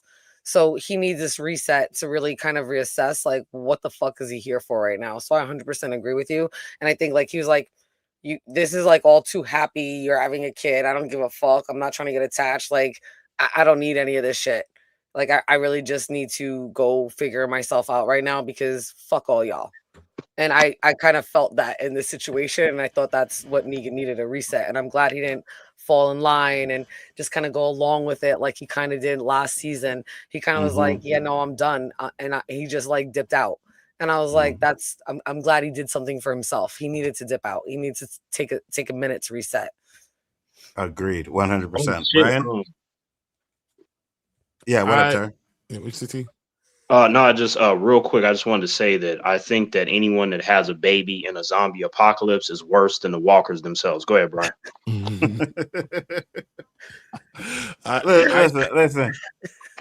Listen. I hear what you're saying, but it's not like they got Jimmys in an abundance. You know what I mean? So they gotta repopulate the earth. I'm not talking about having no Jimmy. I'm like, look, humans are like, oh, life is precious, and boo-hoo, right? I'm just like, so. I don't even think it's about life is precious. They just didn't want to pull out, bro. Look, let me just say, I'm just saying that it's messed up because I'm like, first of all, babies cry and shit. You got to get them specific food. They become a liability, and it's like, if you're a parent, obviously, if you're a parent, you don't want nothing to happen to the child, but you're putting them in the worst situation. Even though I'm not a parent, I have zero chill for that. I'm like, what the hell were you thinking? It's a bunch of zombies right outside, and you're like, let's have some kids today. I'm like, come on, man. Like, no. Again, I don't think it's a let's have some kids today. I think it's a not pulling out situation, and whatever happens, right? That's my mentality. Zombie apocalypse. You say, whatever. Let it work. If that's the case, since they don't want to pull out, don't be coming knocking on my door talking about, you gotta let us in. We have some children. I'm like, that's your fault. Close the door right in the door. We already know you're heartless. Go ahead, Brian. I thought that this is actually a scene where you see Negan actually regret his decision to let his wife and child go. So seeing that reminds him of his family that he let go, and that's why he needed to go have a drink. He needed to get out of there. I feel like it kind of hit him differently, and he's dealing with this because, as I said, he's been broken. All we saw season 2 is him trying to put the pieces back together. He's not totally back together. He's trying, and seeing something that's traumatic like that is still hitting him in the feels, and he doesn't like it. He wants to drink those things away, and that's why he ends up going to the bar and seeing all the stuff, and then it's like, okay, I'm going to enjoy, drinking and forgetting. You know what? I agree with you, and I hope that's the case. It's just like they act like he doesn't have a kid and a wife so far. You know what I mean? So I agree with you. I hope that's the case where it's like, oh yeah, I did what I had to do and let my family go, and I'm stuck here doing this kind of stuff. So I really do hope it is that stuff. I just find like mention your fucking wife and kid, like something, you know what I mean? Like that should have been some sort of reason or anything. Like there was no mention of it, and I didn't like that. That's the only problem I didn't like, because they even mentioned it in last season, right? Yeah. He said Negan has a kid and a wife. Yeah. Yes, he does. Yes, he does. Yeah. A black woman, right? Her name is Annie. Yes, absolutely. Yeah. And I think, and you guys can correct me if I'm wrong, because I don't really remember everything from season 11, but she was kind of a badass, no? Yeah. She was tough.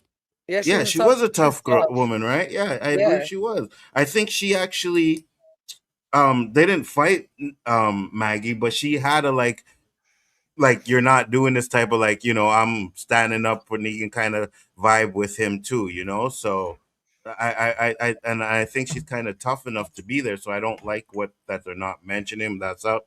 He said, just kidding, they've been gone for so long. Yeah, that's exactly it. You know what I mean? That's what I'm saying. Like a mention of it or something would be he feels okay. I get you.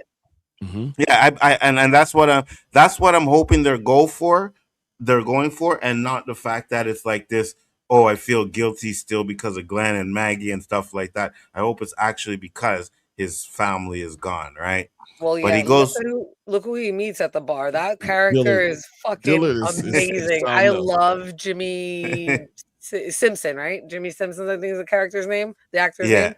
Yeah. I love him. He's hilarious. And I'm like, that's a perfect distraction right now to just get your mind off of everything and then just drop a nugget of truth that brings it back to pull him out of where he's at. So good. I'm glad you brought that up, because that was my next question. What do you guys think of the bar, Diller from the bar? Go ahead.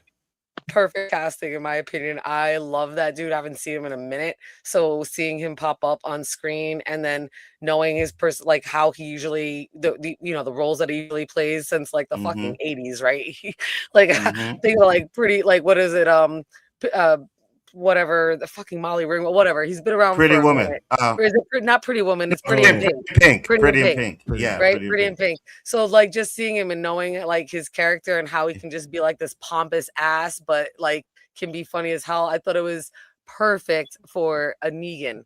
Like, think of like Negan's attitude and how he reacts. This guy is the perfect jester to go back and forth with him to kind of distract him and kind of get him back into his personality. Because when he like fires off some stuff, Negan's gonna naturally react, and that's gonna kind of snap him out of the hopelessness that he's in. So when I saw that character, I was like, oh, this dude is perfect to get him out of the funk. This is a perfect, like, this is great. So I was really excited to see him and see like what his work was gonna be with this character.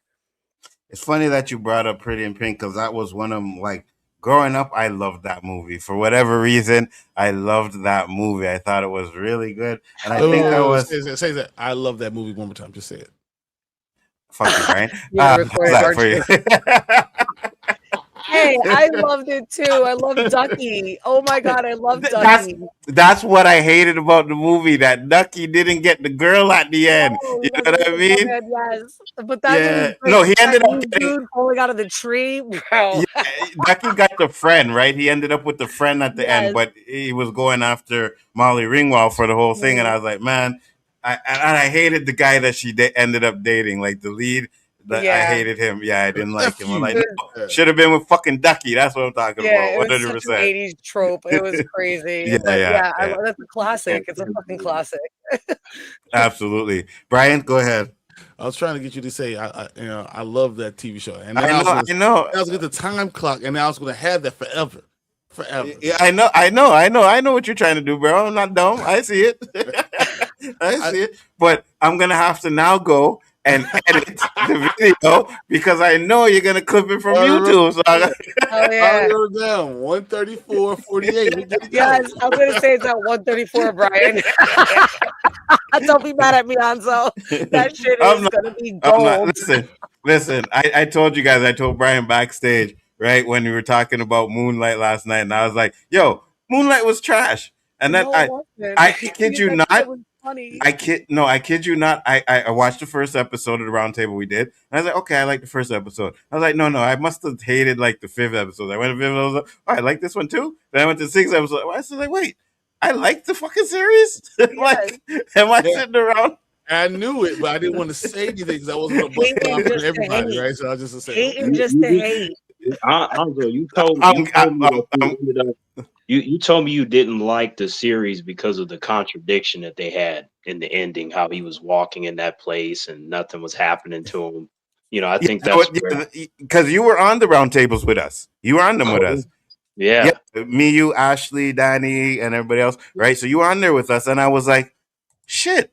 I know there was, and when I was saying there were things that I didn't like, but I said that I liked every episode. Every episode. It was like, except for I think one or two, but more or less I liked every episode. And I was like, oh well, I guess I do just hate to hate, right? Because I don't even remember the shit that I said I liked and didn't like. It was just in the final episode. You know, you had an issue with some of the writing. Yeah, a lot of the final episode. Yeah, 100%. That's why I looked up. But I was like, oh, okay, well, whatever. Series. Most people fuck up the finale every time. Yes, man. It's so disappointing. Yes. And I'm like, I gotta be careful what I say now, so I gotta go back and watch old streams to remember if I said I like something or not. But yeah, I thought this scene was great. I liked having the new actor in there, and it looks like he's going to be playing a bigger role in the series, so I love that too as well. I'm thinking that kind of makes it everything to kind of be more balanced. So like it allows things to be more balanced with a character that can tell jokes, bounce things off of, kind of sand the rough edges around him and have that go better overall. Agreed. Did you finish, Brian, talking about the character? Did you? No, I'm good. All right. Terrence, did you go? No. Yeah. So I do like the character just because he's carefree. You know, I've been saying for years that humans have choices with how they respond to things. And he made the choice to not sit around being depressed and all these other things.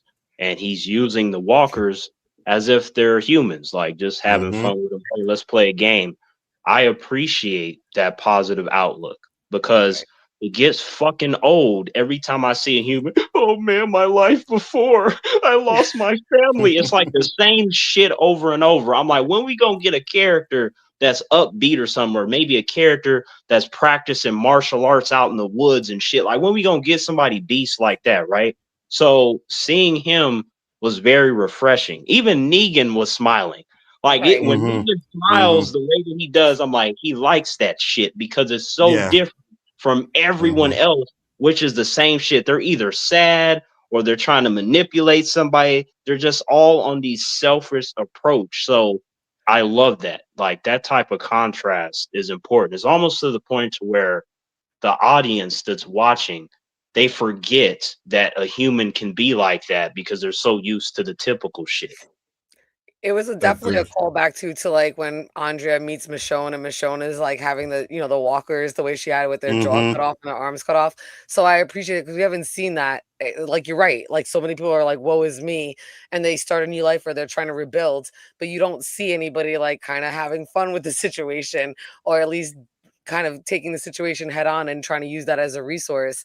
And I like that it was also a callback. Like, it reminded me of Michonne and Andrea's first like interaction. Much different. Agreed. But still, that's kind of shock of using the walkers was great. And remember what I told you, Anzo. I'm like, yeah, I Am Legend would be different if it were Terrence. That wouldn't be no sad ass movie. The audience would be laughing. They would be entertained. It'd be a whole different approach. I'm like, damn, I got the whole planet to myself. Like, I just would be doing all kinds of crazy shit just to do it. Trust me, we know. And I'll say this, Daryl, because I was just about to say that. Yeah, he's probably going to die this season, right? 100%. Because it's one of those characters who has been isolated for so many years, and now the humans are coming in, and he's going to be a casualty. He is definitely going to die. I agree with you on that one. We get to Maggie, and Maggie's having a conversation, and I think this is a conversation where they have they're asking her, how did you forgive the Croat, right? So they're kind of mirroring what Maggie was going through. And again, I think this is like something that's a little bit redundant because we kind of got this from Maggie already, where she didn't really want to go through the killing and she wanted it to stop. I think she got to that towards the end of last season. But I'm guessing the conversation with this woman, I can't remember her name right now, but Renata, thank you. With Renata, and I think that's where it's like really convincing her, because Renata's like, when does the killing stop? And I think that's when Maggie realizes it. Maggie ends up going into the bar to talk to Negan, who's having a conversation with him, and they're having a conversation with the zombies, and they were doing, oh, we're gonna have a fuck, marry, kill, right? Yeah. And Negan is actually loving it because Negan's like, you kind of crazy, and he's like, how did you survive this whole time? So he takes Negan upstairs and he explains how he did it, where, he has the zombies with the maggots are feeding the bees, and then the frogs feeding and the frogs. the frogs. Yeah, the frogs are feeding the turkeys, and then so on, whatever, right? So the wolves or whatever the hell they had. Yeah. Ecosystem. And ecosystem, exactly. So what do you guys think about his ecosystem? Because that's going to get fucked up too, right? Yeah, They showing it. There's another thing that's just going to get fucked up sooner or later. So what do you guys think? Go ahead. Why does he have something eating the turkeys? I don't know. That didn't make no sense either. So this predator out there. So now when you accidentally forget to lock the door and it gets out and it eats your ass, it's your fault. Yeah, no, I agree with you, because wouldn't you eat the turkeys, right? Yeah. The turkeys are what you're gonna eat. You're not gonna feed the turkeys to the wolves and then eat the fucking wolves. I ain't eating no damn wolf, right? I'd rather eat the turkeys. So yeah, I got you. Maybe you on that one. For protection, you can let them go. But how you getting back into the room? Good point. And maybe he's only like, one turkey, cuts it up, gives them whatever, and keeps for himself. I don't know. But then he does tell Negan about the wolf meat. So that he is eating the wolves as well, right? So yeah. Go ahead, Jen. No, I thought it was smart. Like, he obviously, whatever little bit of knowledge that he had from science and ecosystems, like living environment, like, I like that he took that and used that, and that's how he was able to sustain himself. So, like, I think about people that are single or on their own or living in their own house that don't have a family, and I'm like, that would be a really good way to kind of develop your own kind of ecosystem to stay alive. So I actually thought it was kind of smart. You do know that it's going to get fucked up because it isn't expanded enough and for the wolves to be on top, but I did like that he had that going, and I thought that was a nice aspect because we really haven't seen that. We see everybody going back to very traditional, like, farming and hunting and gathering things. This actually developed an ecosystem. Like he was smart enough to realize the whole chain of like predator and prey and kind of go around, and he was able to establish that. So I like that contrast to the to tradition. Like I'm looking at it like from like maybe like a teacher perspective. So I really like that aspect and the fact that he's so laid back. But again, it's a very small ecosystem, and one thing goes wrong and the whole thing is fucked. So he 100. definitely hasn't expanded it. But the fact that he's been able to sustain it and make it last this long, I thought that was that you got to give that man some credit. Like he doesn't look like a science teacher, and he was able to pull that shit off. And I thought that was pretty fucking smart. Facts, 100%. Terrence, go ahead. Yeah, he's definitely intelligent, but I feel bad for him because humans are gonna fuck it up because humans fuck up. You know, there's gonna be a group of humans that come in there and just ruin this whole time. I wish he would have just been by himself because he was doing fine. He didn't need nobody else. He had his own thing set up. So it's gonna be sad. I don't know what episode's gonna happen. He gonna talk to the wrong human. A bunch of them gonna come in. He gonna get shot up. Everything's gonna get fucked up, and it's just gonna be one of those things. Like, damn, like why they had to mess with him? Like he was talking about, like, yeah, I've been up here for years and this and that. I'm like, yeah, that's because you ain't been dealing with no fucking humans. But as soon as they come, it's a wrap. It's I actually agree with you, though. I think that's what they're going to show. They're going to show it's the zombies are there, whatever, you know. So like, it's not the zombies that the problem; it's the people that are the problem. Humans are the problem. Like, so with a walker, right? A walker is going to spread the virus. That's what they're supposed to do. They're predictable. Now, humans are predictable too, but the only problem is that because they have a higher level of thinking and they have all these emotions and shit, what's going to happen is they're the ones that come up to you like, hey, you have any food? And then they kill you and take the food. Like you can't trust humans the same way. Like I can deal with 100 walkers coming my direction. Okay, let me get to higher ground. I'm gonna do this and take them out.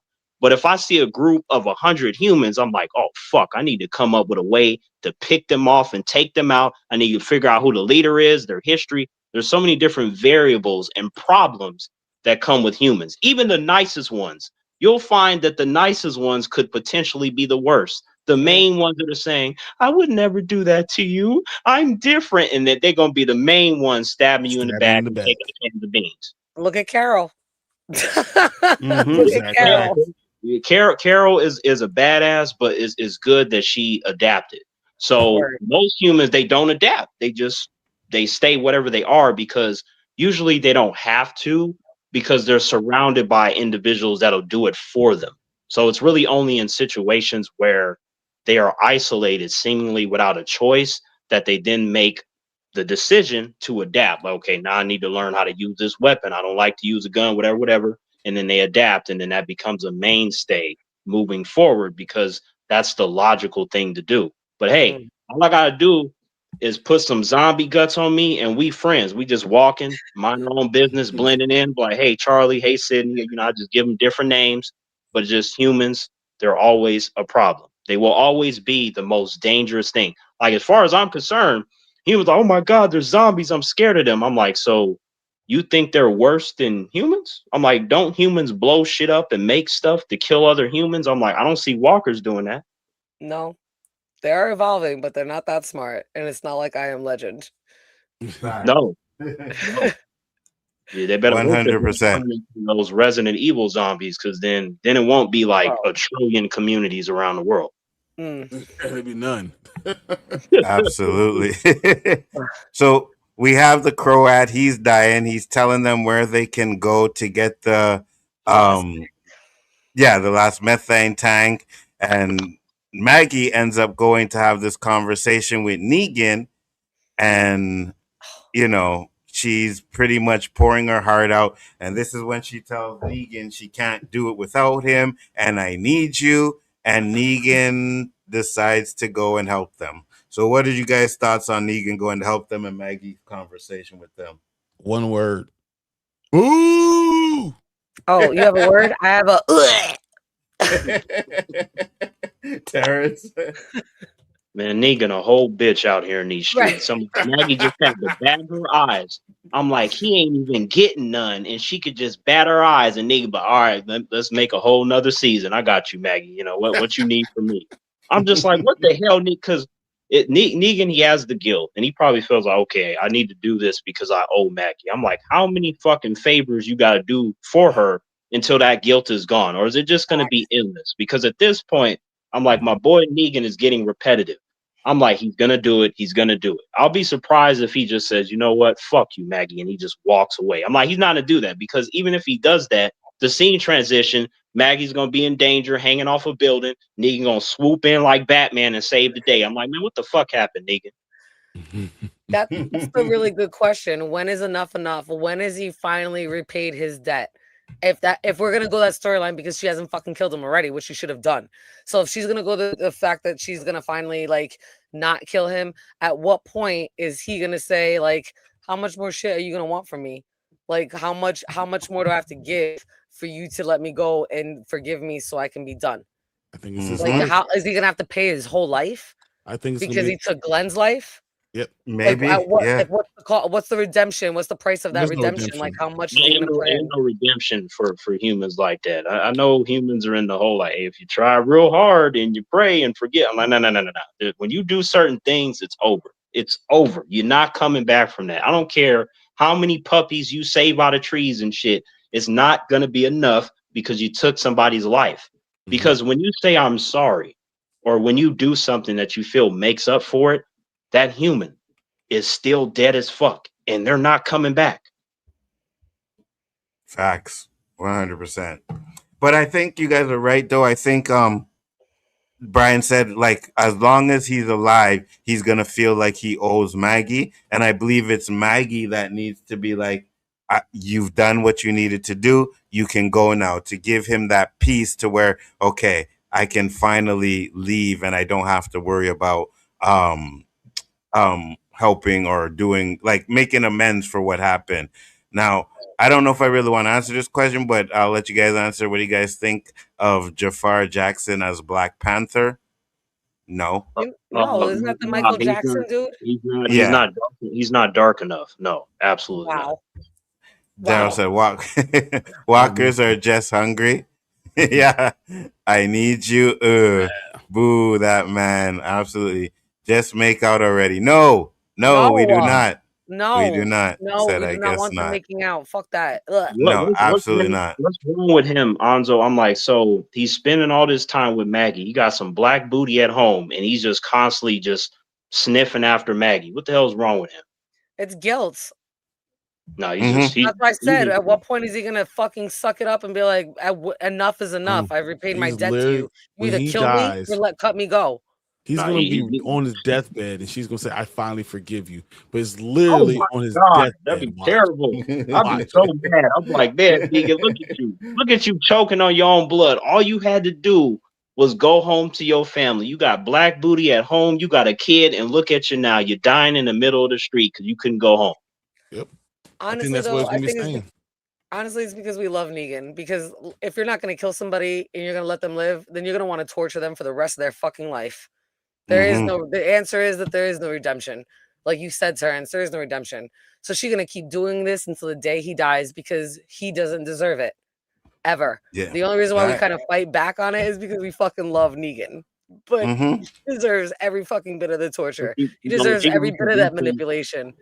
And she gonna convince him to leave his wife and kid too. I already know it. She gonna bat her eyes and be like, you know what, Maggie, you're now my wife and family. I could see that shit happening too. So she's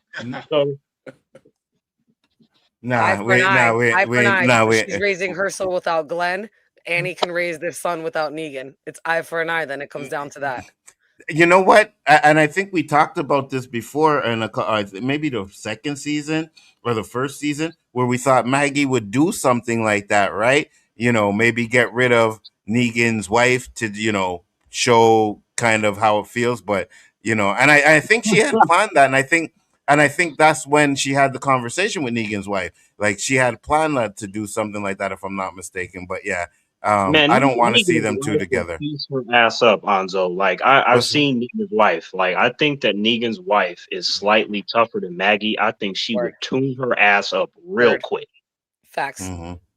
So the people who work on the show have said Maggie forgives Negan this season, and the beef will end. It's done. I believe so too. I honestly, Daryl, I believe that's where they're going to with this one. So I do agree with you on that. We get the Negan and the Croat, and they're going to find the tank, and the Croat dies. He turns into a zombie, and Negan has to take his life. What did you guys think about them killing the Croat so easy? Because I liked the Croat. I really did. You know what I mean? And he's gone. Go ahead. Oh yeah, I was mad that we're never gonna get another Negan, but at the same time, it just plays into the arc that they've been giving him this entire episode, where it's just guilt, because he knows that even though the Croat was fucking psychopathic before and enjoyed torturing people, he gave that guy a set of rules to survive and continue to be that way here. Had he not given him that set of rules, that guy would have died, the psychopath that he was. Facts. So he fed in and enabled that psychopathic tendency and then gave him the skill set to survive in this world so he can continue being a psychopath. And he knew that. That's why he tried to kill him, but he missed. Like fucking Thor with Thanos. You should have gone for the fucking head. You missed. So now here it is weighing on his conscience, and it's just playing into that guilt. Like he just had this conversation with Maggie and he's like getting his confidence back up again, and then Toma. Right there again, like there it is. Look at all the shit that you've done. It's coming back. It's karmatic. That's what you get. And if it's not going to affect you some physical way, then it's going to completely tear apart your mental psyche. Absolutely. And I agree with you, right? Because even when Negan had to kill him, you see the look on Negan's face like he didn't really want to do it, and he was sad that the Crow had died. So I agree with you. Brian? It's just Negan having to deal with all the trauma that he's caused. In the past, coming back, coming back to him, and this is just all this is about. And it's going to show Negan trying to say, "I got to change," and I'm hoping by the end of the season he says, "I don't have to change." And then something happens and he dies because of at least he dying the way he needs to die himself, not being a. Hold on. Wait, hold on. Right, I got a lot of shit for Kenny, right? Oh, Kenny this, and you trying to kill off the main star of the show already, bro? What are we doing here? Hey, no, I love the perfect person, the best guy who had all the trauma. Who killed half the people? He's people as the monster. Yeah. So but Negan's redemption arc is what's saving him right now, and he is. It's the name of the fucking show is Negan and Maggie. You know what I mean? Like, so it's called Dead City. Yeah, but they're Negan and Maggie. You know what I mean? So at the end of the day, you're on the same level I was on from. You want Negan to die. I promise you, I don't think they're killing out Negan. I'm telling that. I don't think they kill off Negan. I really don't. Anybody else think they kill off Negan? No, I think they're gonna cut him loose so he can go back to his family. I don't think we have a happy ending. Because I think what they really want to do is get that Negan and Ricky reunion. That's a reunion that they're waiting for the next season of The Walking Dead. You get that reunion, right? Especially Rick was gone for all that time. So how's that going to be when they meet up and shit for the first time? So, yeah, I'm right there with you. He said, Coach Kenny said Kenny going to Iceland with Christy, and he said Negan isn't gonna be killed off. Nah, I don't think so either. Go ahead, Terrence. So yeah, I did not like the fact that the Crow had died because for me, that character is not psychotic. He's not the Joker, which is what that is, being psychotic. To me, he's more of someone that decided to make choices because he wanted to survive. But you're talking about someone that has sadness and sympathy to an extent, but he needs someone to latch onto to give him direction. So he has all the same emotional traits as every other human on the fucking planet. But sometimes when you are lost and desperate, you make bad decisions. So I actually felt bad for him in the end because he never got to just be a regular person. He was manipulated by Negan. He was manipulated by the Dama. It's like he kept going down the same path. And even in these moments where other characters would tell him, hey, you don't have to do this, or why are you doing this? You'd see him thinking about it. You see him like, no, I'm not going to listen to you. I have my instructions. I'm like, a psychopath doesn't think as much as the Croat. They also don't seek approval. Like, he always was seeking approval from Negan.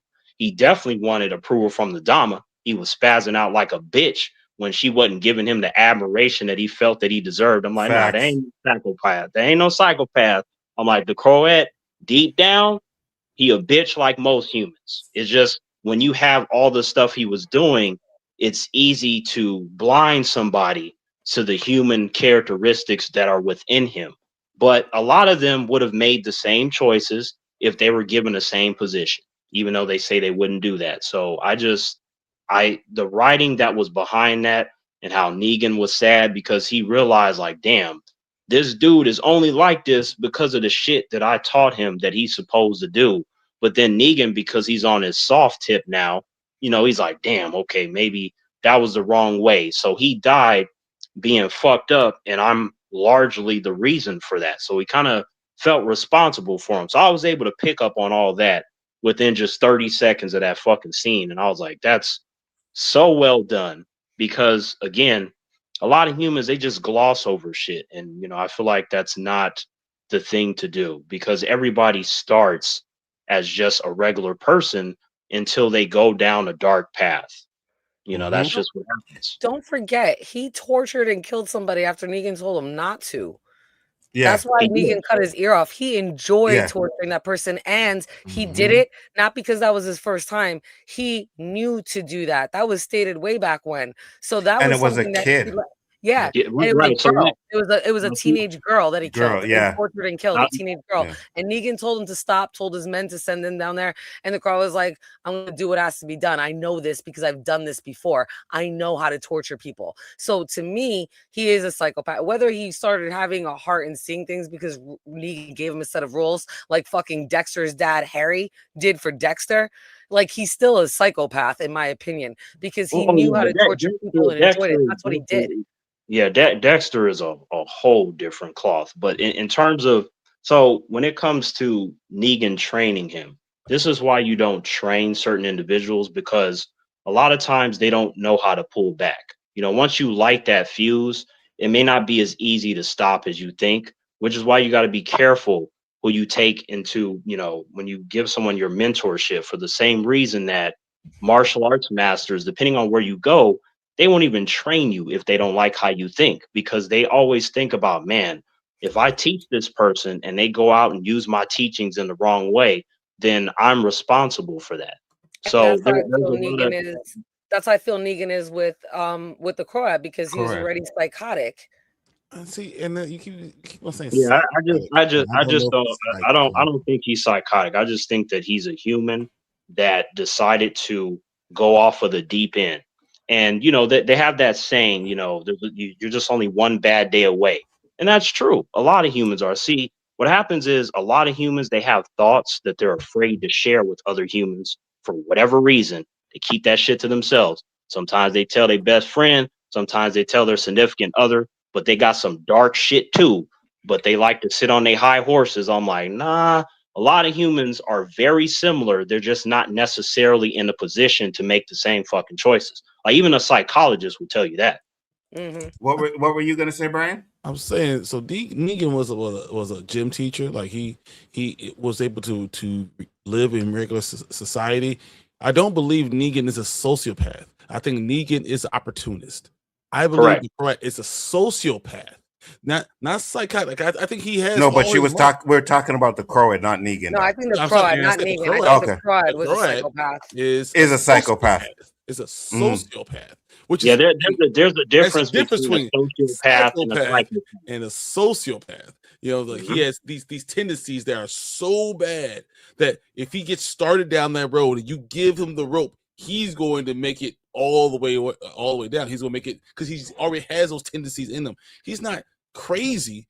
He's just has a thing in him that makes him crave this violence and this power over people. So I think, and that he's more dangerous. Correct is more dangerous. I don't think Negan is always dangerous. It's just the situation he's put himself in. If he's in a situation, he won't be. Right. Humans will reveal things to you in certain situations. That's how humans are. Like, if you sat every single human down they would swear up and down they'd be able to tell you about whoever. But then if you put them in certain situations, watch they fucking jaw hit that ground. Like, oh damn, I never thought that person would do that. Like, okay. But I think Negan is different now, though, Brian. Back before, no, he was, he was doing shit. Because again, and this is what I'm saying, even with the Crow ad, right? Because certain things he didn't have to go in there and kill people. He did that because he wanted to put fear in them or whatever he wanted from them, right? And Negan has done the same thing. Negan has tortured people where he didn't have to. Like, look what he fucking did to Daryl when he captured Daryl. Left Daryl in the fucking room for how long till Daryl had to escape, right? Right? So Negan was doing a lot of these things.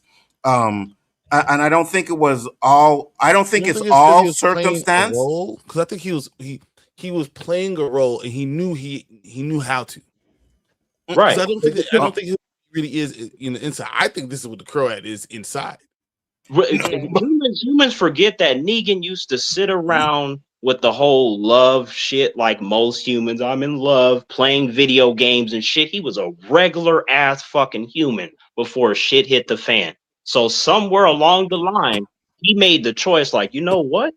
I'm not going to be a victim again. I'm going to be a leader, and everybody's going to do it. Right. But what stopped Negan from doing that is when he got caught by Rick and them, and they broke him.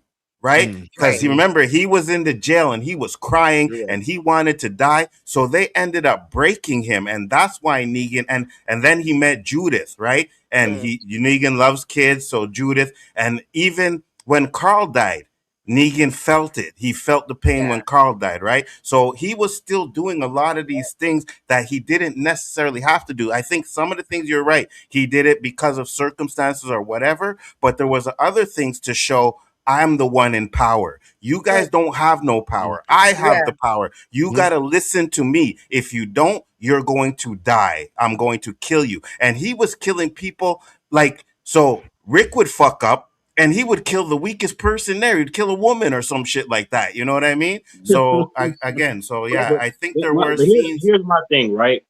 Humans have a lot of layers, right? And, they'll say, human beings are complicated. No, they're not. There's some of them that are, but most of them are not. But someone like Negan, someone like the Croat, they're really complex in nature. Like, you really have to boil down every single aspect because there's a starting point and then there's an acceleration that you do have in other humans, but a lot of that stops that is the idea of fear. They're like right there on the edge, but they're not going to jump off. But then Negan and the Croat, they may feel like, you know what? I have to drop off of here because if I don't, I could be a victim. Like, there is a such thing as humans being afraid to be a victim. So they do the victimizing. They want to make sure to not be in a weaker position again. So there's a lot of stuff that comes into play that I agree. So I agree, but you have to be some sort of crazy to be able to torture somebody, right? Not necessarily. I'll tell you why, right? So I have some friends in the military. You gotta be a psycho. If you can go into a room with someone chained up and pick off his fingernails, right, to torture somebody, cut off fingers and shit, you are a psychopath. Let me use you again, Nzo, right? Let's say, somebody didn't kidnap you, they got you somewhere. I know, okay, I'm dealing with humans, I can't be soft. I gotta show them I mean business. So if it means that I got to take off a fingernail or a head to get you back, that's what I'm going to do. Okay, wait. Don't forget that Negan was taking on multiple women as wives and raping them. Let me just put that out there. Do we not forget that? And he was burning with a iron the fucking guys' faces. That makes Negan evil, right? Right. So somebody, that's what I mean. The power went to his head. Yes. Yeah, like Negan is definitely evil. The Croat is definitely evil. But at the same time, you can be evil and not necessarily be psychotic. That's a special category. But you can also start off not being psychotic and have something push you to being psychotic as well. And I think that's what happened. Negan Right. Negan was pushed to be psychotic, right? Yes. And he did a lot of psychotic shit during that time. It was only when they broke him, because even right up until the end where they had the final battle with Negan, right? Negan was ready to kill Rick and everybody. It was only until they broke Negan, that's when he realized that the way he was living, you can't sustain so it was you can't have your people fear you, right? Even though they say fear is a lot stronger than respect, but when you fear somebody, you're also going to want to take them out sooner or later. You know what I mean? So like that. So the smart leader, he wants both fear and respect. You got to have a balance. But see, a little bit of a balance. I agree. With Negan, it's like as soon as he started talking about Lucille, I'm like, there it is. And then as soon as the Croat started talking about his mother and how she used to make him food, I was like, aha, there's the shit that humans don't want to get to because they're looking at everything else. That's the stuff that I look for me to determine if you're too far gone or you're in some kind of psychopathic mindset. I'm like, if I don't hear shit like that, like if you don't have no moments where you're on the edge of a roof and you're reflecting about your father or none of that shit, then I have a problem. But you know what the difference is? Get you guys. That's what I was trying to get to the whole thing with sociopath. A sociopath is they have no guilt, they have no empathy, they have no understanding how their actions can hurt other people. They don't care about that. They usually don't plan things out. They just react. Just how they just react. They do it. They ignore all laws. They ignore all anything. It's just about how they feel about whatever. A psychopath is someone who's like more erratic. I mean, more planned. Very much more calculated. More. Thank you. And that's why I think Negan might be more psychopath. And No. Okay. No, you're right. Go ahead. Sorry, I cut you off. Go ahead, finish. So, because psychopath, someone who's actually planned it out and calculated. Mm-hmm. But Negan did that. Yeah, that's what I say. He might be psychopathic. Yeah, exactly. Yeah. Okay, I got you. Because if you think about it, right, that whole plan to get Rick and he planned that out. To get Rick and Glenn and all that, he planned that out. He calculated, blocked roads, right? When they moved, he blocked this road. He even set it up to where they would have to go there, right? Because he shot the girl, or someone shot the girl, or they're trying to save the girl. Remember, she was hurt, and that's why. So yeah, you're right. He planned all of this stuff out. So so when it comes to Negan, I feel like he had a moment where he had a psychotic break, but he's not fully psychotic. And then the Croat, I feel is just a weak ass bitch, which is most humans. Because to me, when I think about 100% a psychopath, I'm like Michael Myers, the Joker. I'm like, that's some unforgiving shit. But like with Negan and the Croat, I'm like, they got some gray areas in there. So let me ask you this then, and I don't know if you guys will agree, but he was psychopathic, but it was directed at certain people. Do you agree with that? Right? Yeah, because the environment caused it. The way he was in the environment, all the stuff that was going on caused his psychotic break. He was a psychopath. That's what it was. You know? Yes. But a sociopath is someone who just enjoys all the time. That's who he is innate. And you give which could be the Croat. You give him a process. He's going to fall apart. He enjoys that part. So yeah.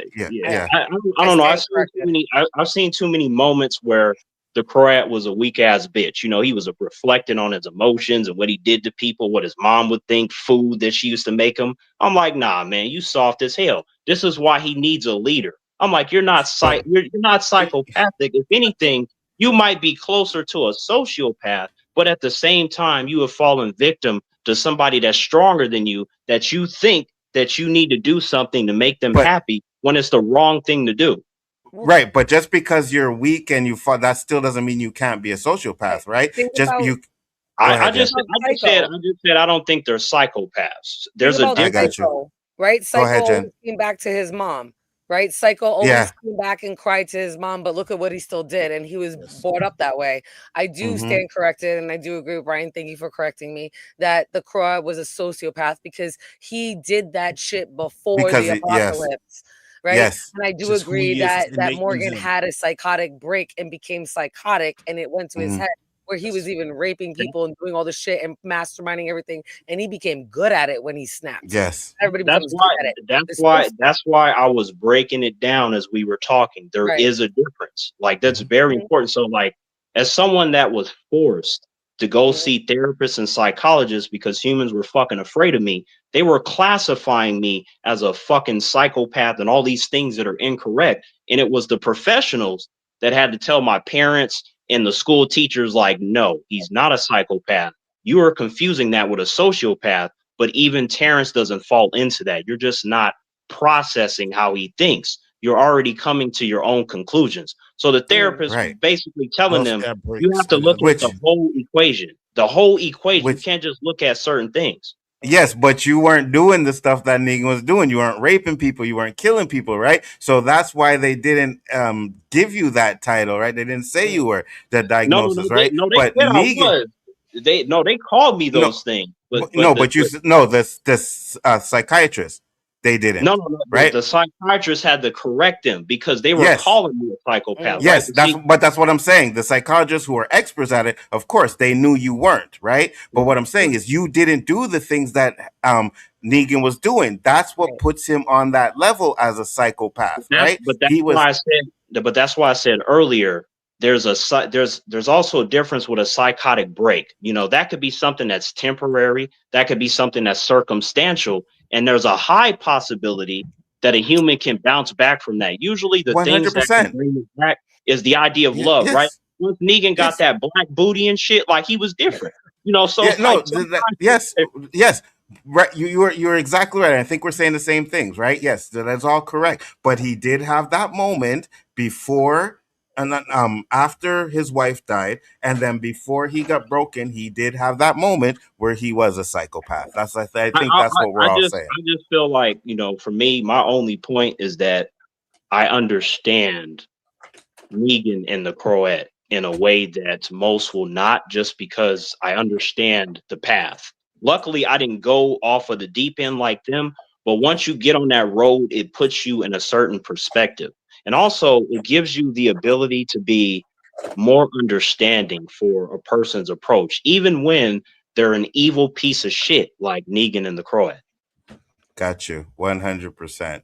So now we get to having the baby. I forgot her name already. Ruth, is that you think your name was? Ruthie? Oh shit, hold on. The one having the baby? Evie, thank you. She's having the baby. They get the baby in the incubator, and then they're having a conversation where she's talking to Maggie, and she's telling Maggie that, you know, we're going to stay around here. And Maggie say, no, you can come with us. And then they invite Maggie to stay. And it's like, you know what? Maybe I'll stay, right? So Maggie decides that she's probably going to stay because she thinks Herschel likes it there. She goes to talk to Negan. Negan says he's going up to the bar. So Negan kind of says he's going to stay too. But Maggie asked him, why did you do what you did? And I'll play this scene real quick. I'd convince you. Well, you did. How?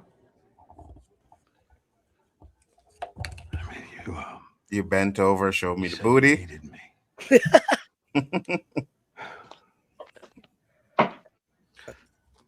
You know what happened this morning at Jenny's grave?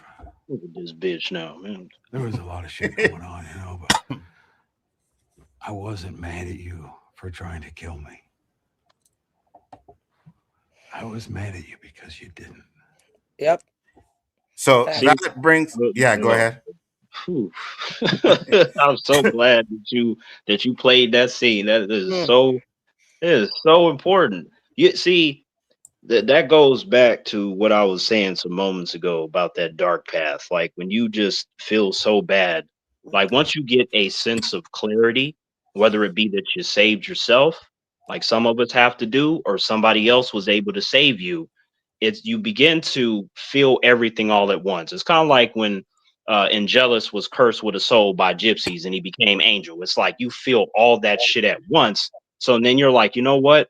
This is so unbearable. The solution is for me to die, which is incorrect. Because if you look at the whole purpose of life, it's supposed to be that humans get along with each other. They help one another out. All that love and happiness and all that other bullshit. It's not supposed to be that you're killing each other and seeking vengeance and all that other shit. But when you understand and you get this clarity, you're going to feel like that. But at the same time, I don't want Negan to feel like that, because I was like, nah, You did what you had to do. Rick and them messed up, and they deserved that shit. I'm gonna stand on that because they fucked with the wrong one. Sometimes you fuck around and you found out, right? You find so that they found out, and now they all like, oh no, we're gonna get you, and you should have did that. How about Rick shouldn't have made the decision that he made? How about that? How about we put some blame on Rick instead of always putting the blame on the Croat and Negan and stuff? It's like, nah, y'all didn't even have to see them. Y'all would have been fine, but you had to create several more seasons because you made some bad decisions. Yep. Go ahead, Jen. What were your thoughts? Oh yeah, sorry, I lost my train of thought because I was sending you a private message. I don't know if you checked the private messages on. No, I'm going now. Yeah, check the private messages. But hold on, let me get my train of thought because I was really wanting to hear what you said, Terrence, and I kind of lost it because I saw the private chat. You'll see in a second. I apologize. Shit, I don't even remember what scene we're talking about. Fuck. Remind me. It's okay. We're talking about the scene with Negan and him saying how he wanted Maggie to kill him, and yeah, and I understood that, and it kind of goes back to, like, I even looked at it like from like the meta point of view, like even going back out, like even looking at it in a bigger dynamic.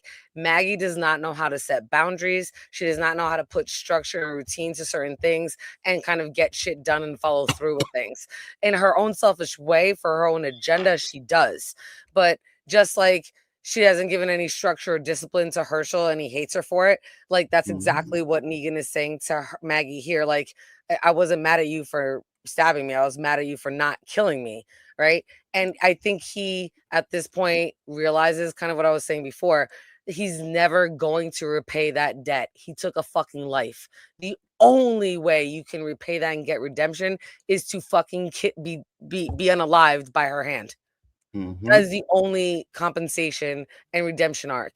And I was waiting for this scene to say what I was, going back to from before. So it's all coming back to me now. So that's exactly, he has that realization here. Because he's not heartless, because he is changing, because he has weakened. And it's not even just a part of weakness, because it looks so weak up until you hear this conversation.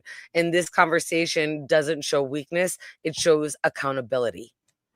It shows it, and that's the difference. So everybody, you can get mad, and I know Terrence, you were talking about like he's weak and being a bitch. He finally came out and admitted it. So once this scene happens, it's no longer weakness to me. It's accountability, because he realizes there is no fucking amount of good works that he can do to pay his way back into heaven.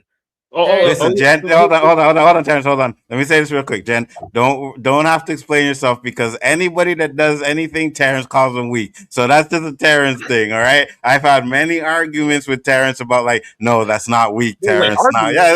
Weak humans. We have never had no arguments. We've had pleasant conversations. Well, real present. Pleasantly disagree and have a conversation with me, but up until this point, I understand the weakness part. But after hearing this conversation, this lets you know that his mindset is on a mind shift to accountability, and people are not accountable enough. So hearing and seeing this made every part when I thought he was a weak ass bitch make sense, and why he was being a weak ass bitch. This, and I hate to say it, almost justified it all, because he was changing. He was having a mind shift. All his perspectives were changing because he was starting to see the light, the truth, the word, whatever the fuck you want to call it. But he now is having that realization, and that's hard to swallow. Like, my accountability is me being unalived. That is the biggest. That is the biggest thing to say. People can be like, yo, my bad. I need to be responsible. I need to pay up. Okay, well, they can do that with cash. You can do that by trading things. But when it comes to trading your life, that is a huge mind shift. And the fact that he was so nonchalant about saying it and owning it up to her, she's been waiting to hear that for fucking 10 years. Well, whatever it is. Yeah, 10, 15 years at this point. She's been waiting to hear him say that. And that makes him accountable. And that's what everybody that wants to visit somebody or like on death row that was like a serial killer, that's what they want to hear. Absolutely, 100%. I'm going to say this for humans that may be listening. Now, Nzo, you've heard this a million times. I'm going to say it in this particular context, right? Somebody takes you out, like you're my brother, right? So like most humans, I don't care. Like I could wake up, I am Legend, I'm throwing a party. Like that shit don't bother me at all. But with certain humans, if something were to happen to them, I'm like, damn, like I would actually get upset. I wouldn't like that. I'd be like, okay, now in this context, if somebody took you from me, as in they killed you, we're gonna have a serious problem. So even if they lose their life, they get no redemption and it doesn't make up for it because as far as I'm concerned, you're still gone. But at the very least, to honor you, I have to remove them from this plane of existence. Like that's absolute. And then in the case of Negan, I'm like, yep, accountability. I would applaud him, pat him on the shoulder and be like, you still a bitch. There are so many things that you could have did differently, Negan. And I would have just walked him down the whole scenario. I'm like, this is how you could have spared yourself several seasons of suffering, Negan. Have a seat. Sorry, Terrence. I didn't mean to interrupt you. Okay, Terrence. Listen, that you gotta get to know Terrence. The Terrence thinks how much percent of the population should go, Terrence? 2/3. Sorry. Oh, so I said, hashtag Thanos was right. Now, see, Thanos was a nice guy, right? To me, it would have been 99% of the universe just gone. That 1%, I would have, assessed them, and if they would have blinked the wrong way, they would have got snapped out too. I say 2/3. Thanos didn't go hard enough. But I'm not up to you, Terrence, with 99%. Damn. Yes. I'm trying to keep at least 33%. Yeah, I'm being kind. It's not like I said 100%. You said 99%. That's still 100% would include you. You got to be part of that 1%, like the elite that's running the world. No. Let me stop. Terrence has to be around to assess those that survived the snap that I put them through, because I got to make sure that the universe is going to be okay. The aliens I get to, we assess them later, but it's more so the humans because they tend to do stuff to aliens and themselves. So I'm like, no, humans are a problem. So technically, the more of them there are, the more problems you have, because for some reason, they just haven't learned to be better overall as a species. They keep doing horrible things to one another. I'm like, you know what? The Infinity Gauntlet will fix that real quick. That's good. That's good. We're surrounded by troglodytes. So now you know who the real psychopath is here, and that's why he don't want to admit anybody else is a psychopath. Anzo, I'm a nice young man. How many times have I told you? Look, I would sacrifice my life to save you. 100%, and I understand that. I agree with that 100%. But you'd kill 99.5% of the population, right? Okay, hold on. Let's say some aliens came down there. All right, we gonna take out these individuals. I'm like, no, here's a list of the ones you can spare. You can take out everybody else, but everybody on this list, you better leave them alone. Otherwise, you got to deal with me, right? So, hold on. I would trade you for 9 billion humans easily. Like anyone that I value, you won't have no multiple season arcs of guilt with me like Negan. It'll be a couple of seconds of the first episode. It'd be the shortest series ever. They'll be like, well, you have to choose. And Terrence, you would sleep like a baby. Yes, you want to know what? Okay, like a fucking baby, satisfied and happy as fuck, and I am with it. Because the aliens, they don't think it's gonna be a hard choice. They're like, do you want Nzo? Or do you want the 9 billion humans to love? I mean, get rid of them 9 billion. Who you talking to? Hold on. I'm going to tell you another reason why he's a psychopath. He wants us, right, if it ever happened, to get together and go up against Pennywise. This is the kind of conversations we had when we did the round table for it. Yeah, he said, yeah, you guys, we get together, we can take out Pennywise. Me and Brian like, no, we ain't doing that, bro. Be a fucking Richie. Let's go. Let's go. I'm part of the losers club. Let's go. Hey, I know in general, black people, we don't get down like that. But I do believe in the power of friendship, right? Them kids, they beat Pennywise. Look, all we got to do fucking made it this season and Welcome to Derry, because if you fucking listen, Ronnie was one of the girls that was talking through the drain in the original movies. So clearly another timeline, she makes it out. So I'm all about it, bro. Let's go. I'm just as long as you're not afraid, Nzo, we'll be fine, right? Because he feeds off of fear. You got beat by some little ass kids. If me and Brian roll up to Pennywise and be like, yeah, you ain't shit, you a bitch. He's gonna shrivel up and die and go down in this well, and that's the end of the whole franchise. We did it together. Yeah. And that's I what don't it is. know. You just gotta know not to have fear. And that's what the kids learned at the end of Welcome to Derry. That's why he's gonna go back in time because he knows he can't beat those losers because they fucking figured out the trick. Don't be afraid. Even Pennywinkle, that fucking whatever her name was, that fucking the daughter, she freaking was like, he couldn't even eat her because she no longer feared him. That's all you need to do. Just conquer your fears. And Pennywise, like, you know, like how you know, he was afraid of remember the black airman and It Welcome to Day, was afraid of him because he didn't have no fear, right? Like, how do you mess with somebody with no fear? It would be even worse for me. He wouldn't want to step to Terrence because here's the thing, Nzo. While I told you many times before that I do not place value on my own life, that does not mean that I would just sacrifice it for anyone. It would have to be particular human beings that I would do that for, and you would be one of them. I appreciate it. Let's go, Nzo. Let's go. Let's go. I appreciate it. So yeah, it's been a long stream, so let's get this going to the end. We get to the end where Negan goes to the bar. He decides to stay there. We have Herschel and Maggie looking over the city, and then we see the Dharma, and she picks up the two guys that were putting up the wanted posters for Negan, and she says, we have work to do, and then the episode ends. So I wanted to get you guys' thoughts on them showing the Dharma at the end, and do you guys think she's going to be in the series for a while, or do you think she's going to die early, like Daryl said? Go ahead, Jen. Like I said, I think she's gonna be like a sleeper agent. We're gonna see little scenes of her building up her army, kind of just like in Stranger Things, right? Billy was building up his army when he had all those freaking people for the mind flare. Same kind of a thing. I think we're just gonna see little bits of it until the end. Maybe not there's only 8 episodes. Maybe not episode 8, the finale. Maybe they're gonna bring in a bigger character. I'm not sure, or a bigger threat, I should say, with other characters, which we know we're gonna see. We don't know what that threat level is gonna be. But I do think she's going to, pull a little sneaky surprise attack on them because remember, they all believe she's dead. She has the best advantage right now at this point. The two best advantages are not knowing you exist or already thinking you're dead. And those are the threats that they're going to get this season. Those threats that they did not see coming from whether they just didn't know they existed or they thought they had killed them off already and they're going to have to deal with it again.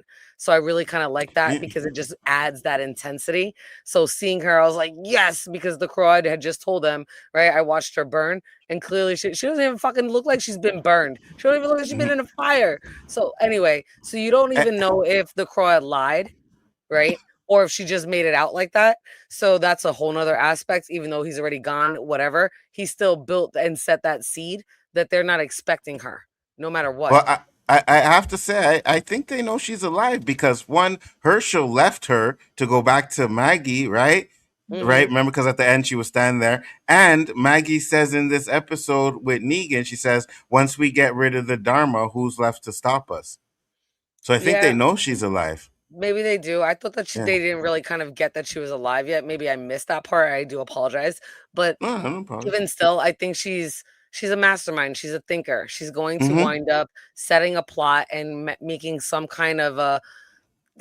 She's gonna have to make some kind of like a playlist, an alliance, right. And she's going to have to build people up in order to attack. She can't do this on her own, and we kind of see that starting here in the end of this episode. She obviously recruits those 2 bombers that she kind of finds, right? Those guys that were kind of trying to set off a bomb. So you see her already recruiting and building. So again, she can't build something overnight. So I don't think that she's going to go out in the next couple of seasons, or the next couple of episodes, I should say. I think she'll make it closer to the end of the season. I'm thinking like episode 6 or 7, if it's not something that's going to play out in the finale.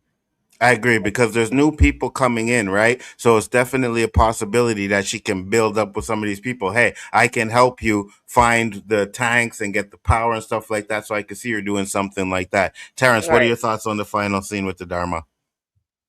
So yeah, the Dharma, as I mentioned earlier, she's one of intelligence. And then for the humans listening, I mentioned how, all females have that gift of manipulation. It's like magic. They just, if they implement that the right way, it's a wrap.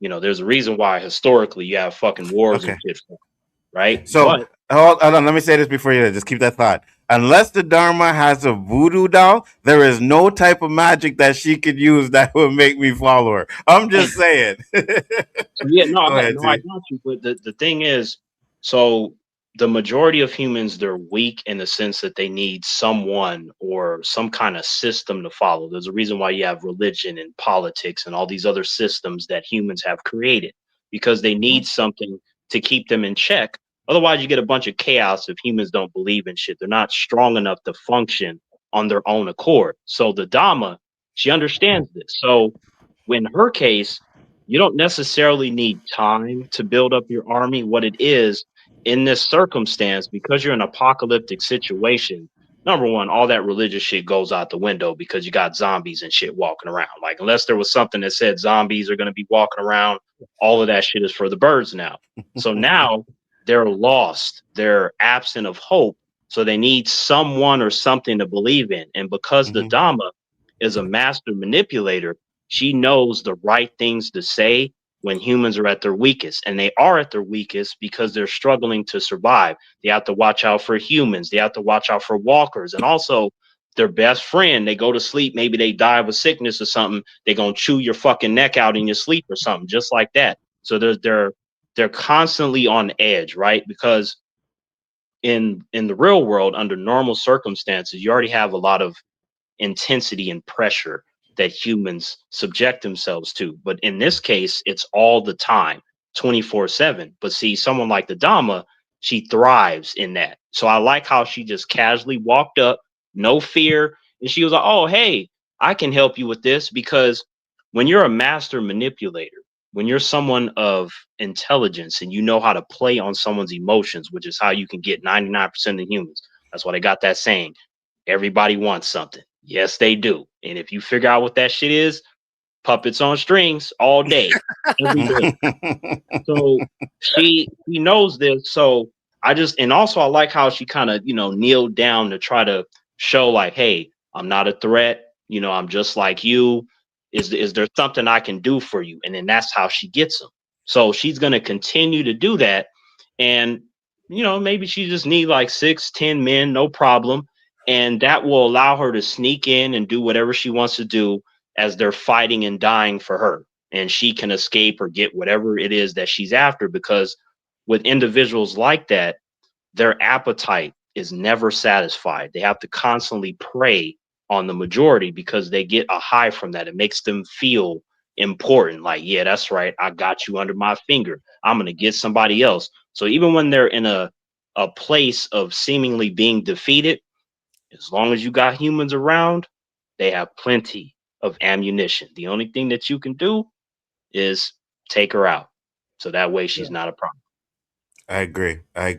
I'm kind of on the fence. I do see that there looks like they're bringing in bigger threats, but I also think the Dharma is going to be involved too. But Daryl, you're right. If the Dharma does die by episode 3, you called it. I'll give you your props for it. We'll give you your props for it. Oh yeah. Right. But and if just she remember, goes in episode 6, 7, not fuck that whole 6, 7. I'm not trying to do that. But if she goes between episode 6 or 7, I called it. Yeah, absolutely. And just remember one thing. If you are wrong, I'm going to call you out. Just so you know, all right? I'm going to do it. I'm going to call you out. So, Terrence, what was your grade for this episode? I give it a B. Okay. I gave it a B. What about you, Jen? I'm agreeing with Terrence. That's what I said. Like an 8, like a B, B+. I didn't mind it, but there were certain things that I didn't like where the direction might or possibly could go. If they do the bait and switch, I would definitely raise the grade on this because then they got me. But because of certain things, I was like, come on, man. So I'm going to go with 8, B, B+.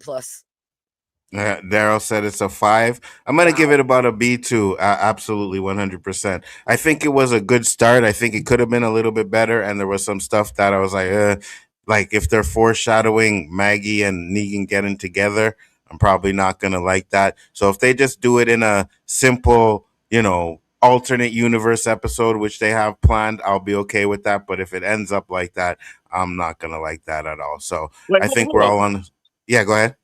No, I gotta ask you. So say you chilling, Nzo, right? And I came up to you on some bitch shit like Negan, crying and crawling on my hands and knees. Like, what would be your approach to help me out of that situation? I would say, where is Terrence and what did you do with him? All right. Okay. Okay. No, because gotta I approach him like you gotta promotion like you gotta promote I can't speak it. You gotta approach him like Professor X and kind of get into his yeah mind to find yeah out no what's no going on with him. I would kill him because I know that's not Terrence, and I don't know what the fuck you are doing here. And I don't know why you're in my house pretending to be Terrence, but you are dead because I know you're not Terrence. Terrence crying in front of me?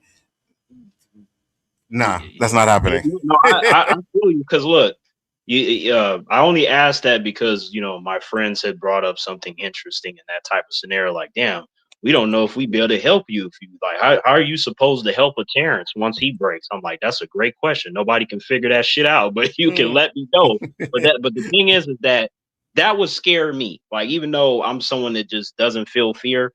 Like, if I were to somehow look back on the timeline and I saw Terrence crying, I'd be like, whoa, what the fuck is that? Like, I would rather fight Freddy Krueger or somebody all day before I see Terrence crying. Because then it would have to be, the biggest question should be, what was so bad that it caused Terrence to react like that? So, I appreciate your response. I know exactly what it would be. Remember that movie Mimic? Right? Yes. Where them Right. cockroaches took, that would be Terrence. I'd be like, you're not Terrence. Yeah, You are not fucking Terrence. because I Invasion don't of know the body Terrence. snatchers. Yep. Yeah, Go because I ahead, don't know Jen. Terrence like that and everything that you're saying, I would think it was a changeling. I'm like, listen, Yeah, I don't know you 100%. like that, but it doesn't sound like you. You're supposed to be like some kind of savage.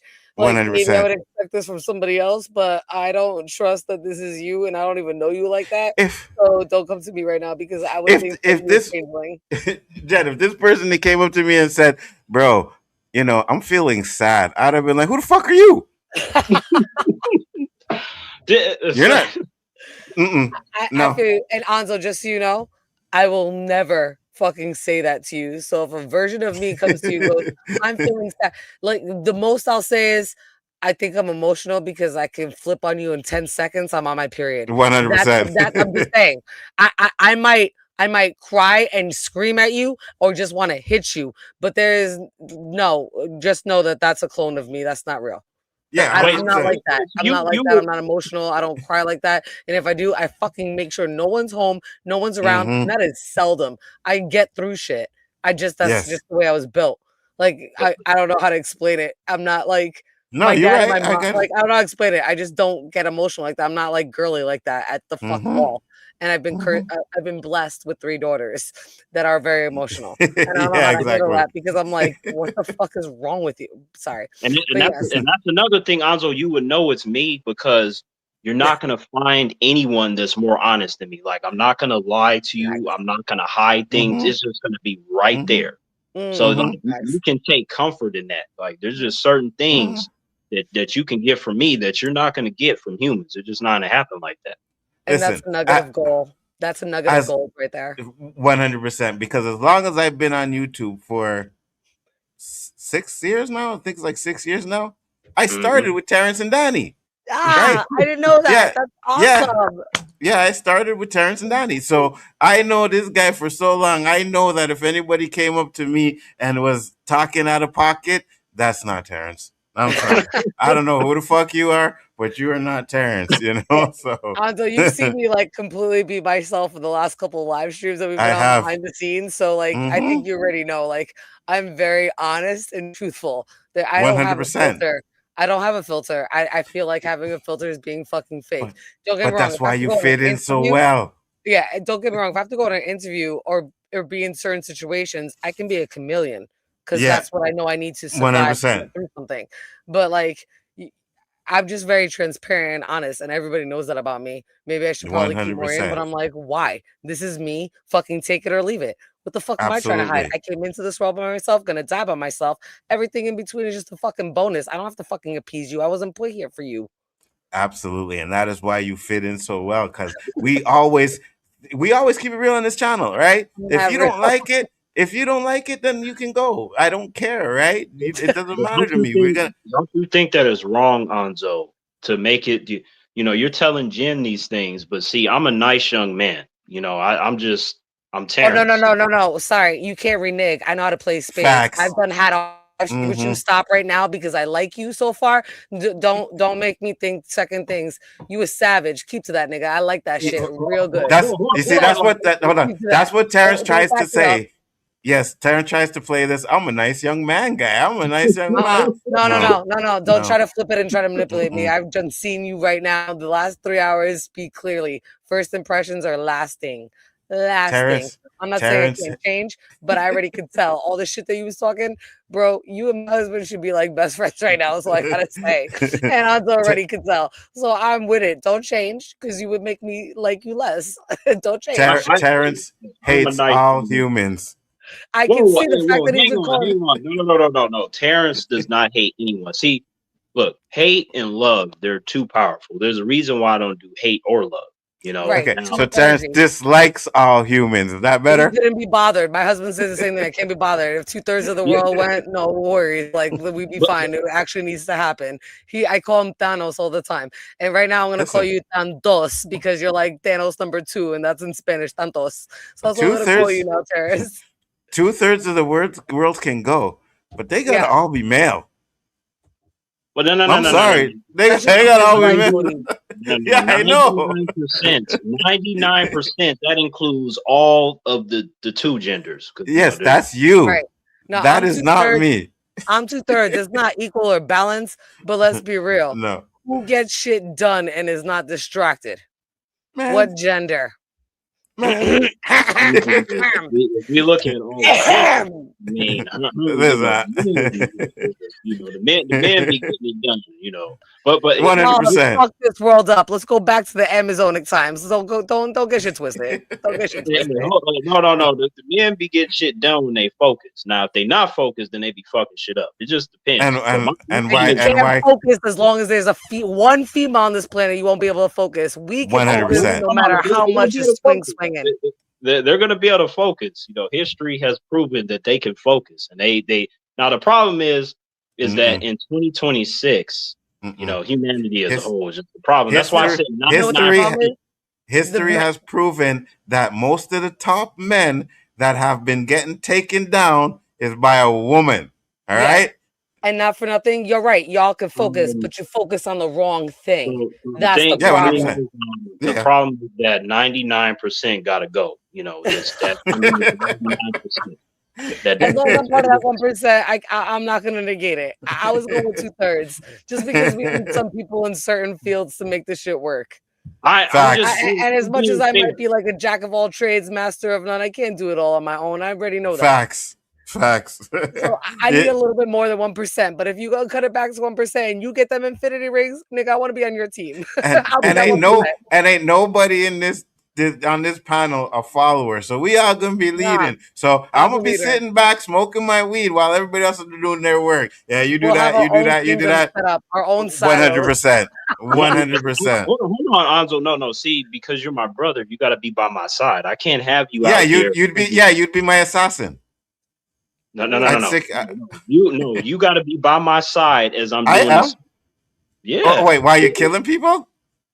Well, I mean, I'm not killing them. I'm just erasing them. There's a difference. No, once he's sitting on the throne, he's trying to say you on the side. You there with me. Yes, 100%. We together on that throne.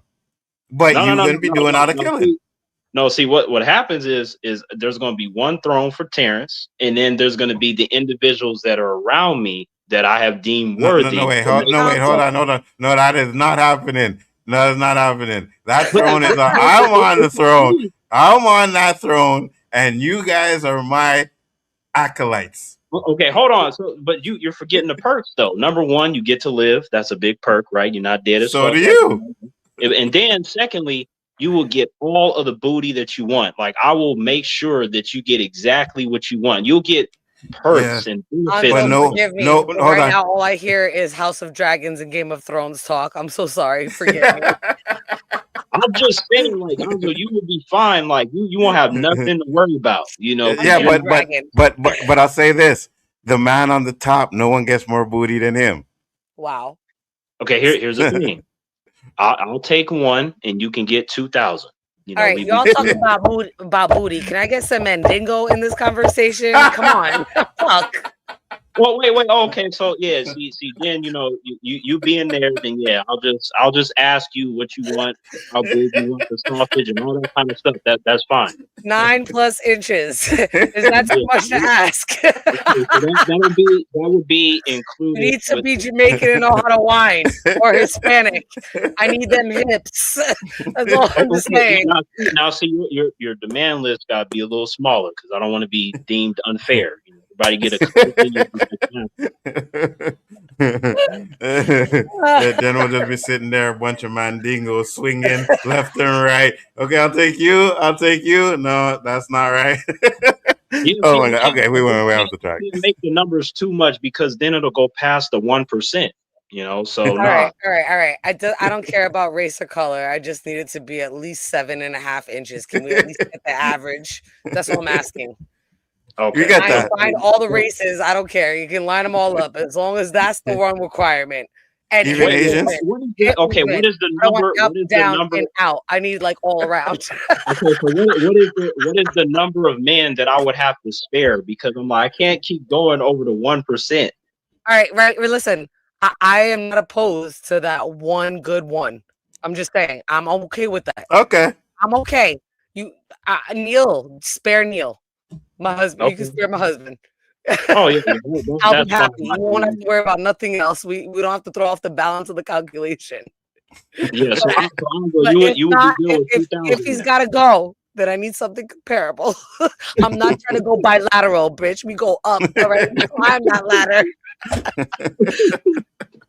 Okay, with that said, so Anzo, was the 2,000 fine for you, or is that like too much or not enough? Like what we doing? No, that's good. I can deal with that. I think I can deal with that for the rest of my life. I'm good.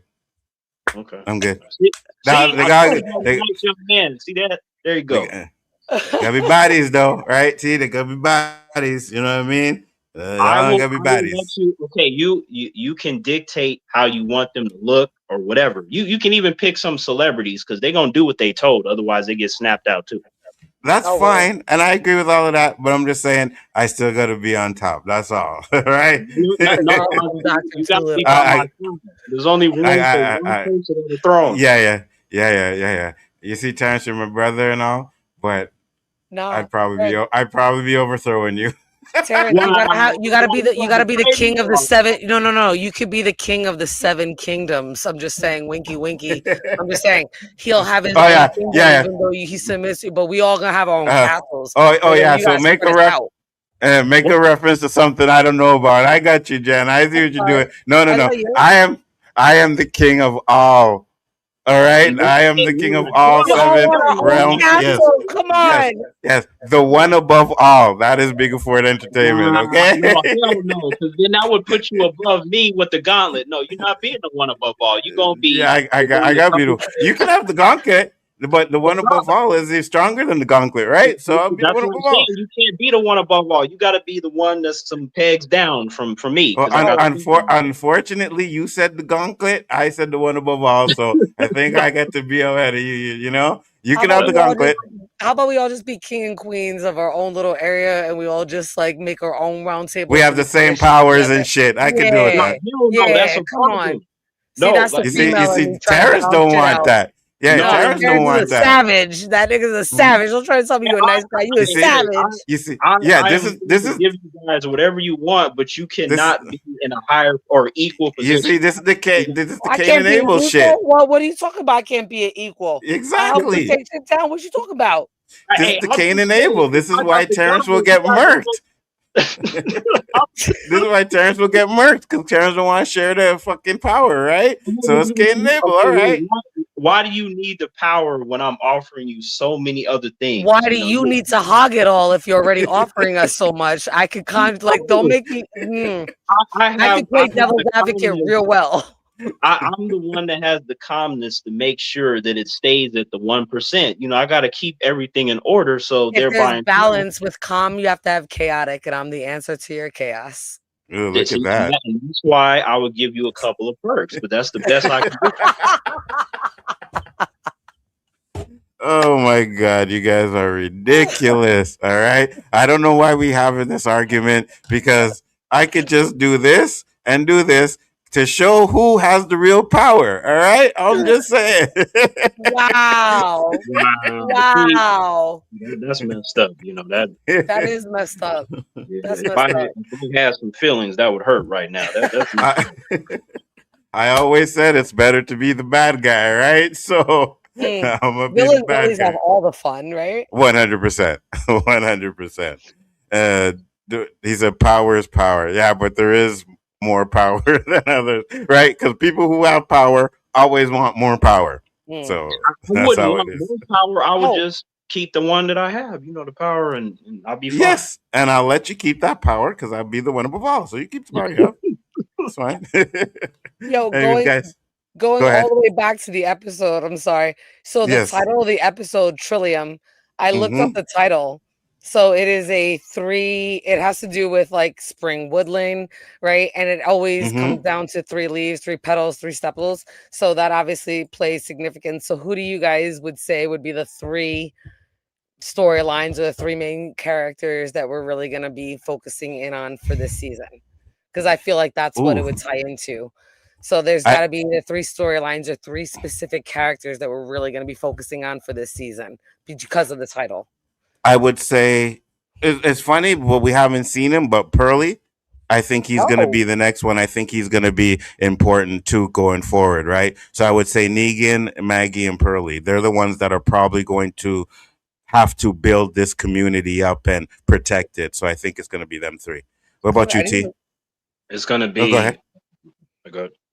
Go ahead, T. Sorry, you. No, Yeah, I was thinking it's going to be Negan, Maggie, and then a surprise like Rick popping up in the end. Like Rick gonna pop up and he gonna be the 3rd most important. Nobody's thinking about that, so I just wanted to throw the most random wild ass card just to throw everybody off. Yeah, I got you. Oh, you said Herschel, Daryl. I mean, I could see that, but I think Herschel's story is going to be tied to Maggie. You know what I mean? So yeah. What about you, Jen? Who you think? I thought it was going to be Negan, Maggie, and the Dharma, but I like that you brought up Pearly because I didn't even think about that, and I see how that would fit in really well. Could you guys remind me? I can't think. Where did Daryl take his fucking boat to fucking Paris or fucking France? Where did he take it to Spain? He went to Spain. Right, to Spain, and then Yeah. First it was France, though. Right? Paris, and then he took the boat and went to Spain, and then he's trapped in Spain now. Right, yeah, they were trying to go to America, and then that ice got burned down the boat. Yeah, right. Yeah. So where did he leave from? I know they said it, and I can't remember right now off the top of my head. Where did Daryl leave from?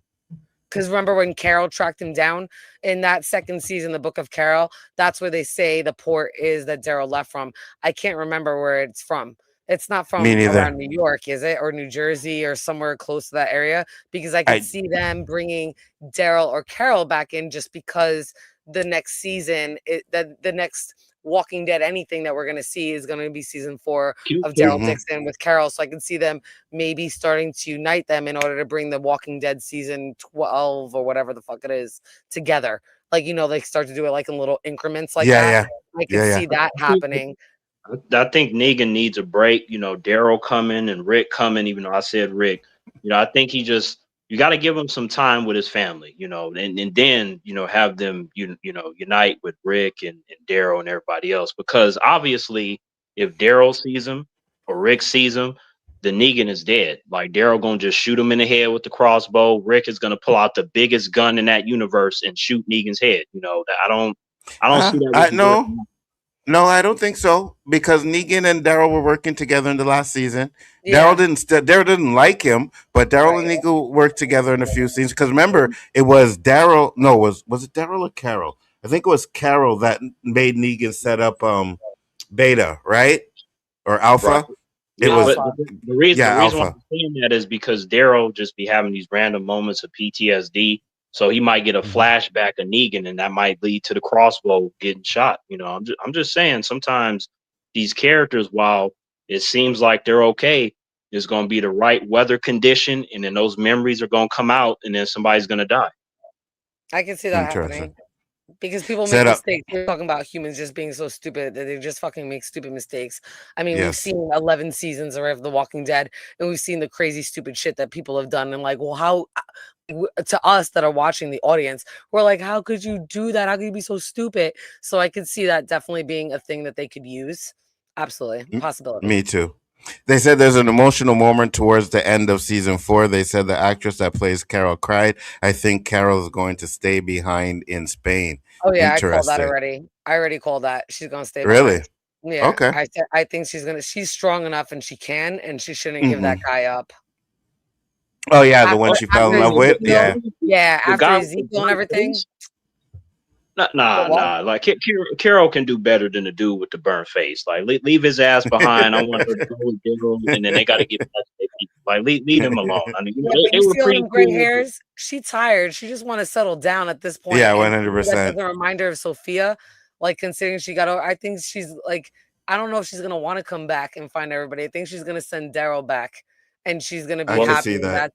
Yeah, I can. Man, see that'd be her and Daryl Daryl been talking about hot dogs this whole time, like, hey, hot dogs. But I guess Carol is thinking about another hot dog. You know, she said, wow. Yeah, I'm saying, like, Perro caliente. He's from Spain. Perro caliente.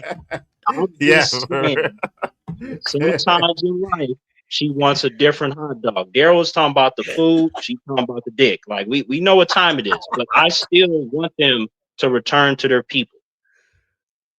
Yeah, I feel you. I feel you. But I think you're right. I think Carol's gonna stay because of the love, unless he dies, right? Unless the guy dies. But if he doesn't die, then I think Carol's gonna end up staying there. I could see that happening. You know how sad? Okay, you know how sad that's gonna be. Like Daryl gonna get on his bike and shit, and the tear gonna be rolling down. Like, nah, they're not gonna get me. I don't want to see that because see, Daryl. It's like, look, Daryl is already messed up mentally, and it's the community, it's his friends that keep him from reflecting on his terrible memories. Like, that's some real shit. And if Carol just drives off into the sunset because she got some dick, like, I feel like that's going to be detrimental to Daryl. Like, that ain't fair to him. Will you shed a tear, Karen?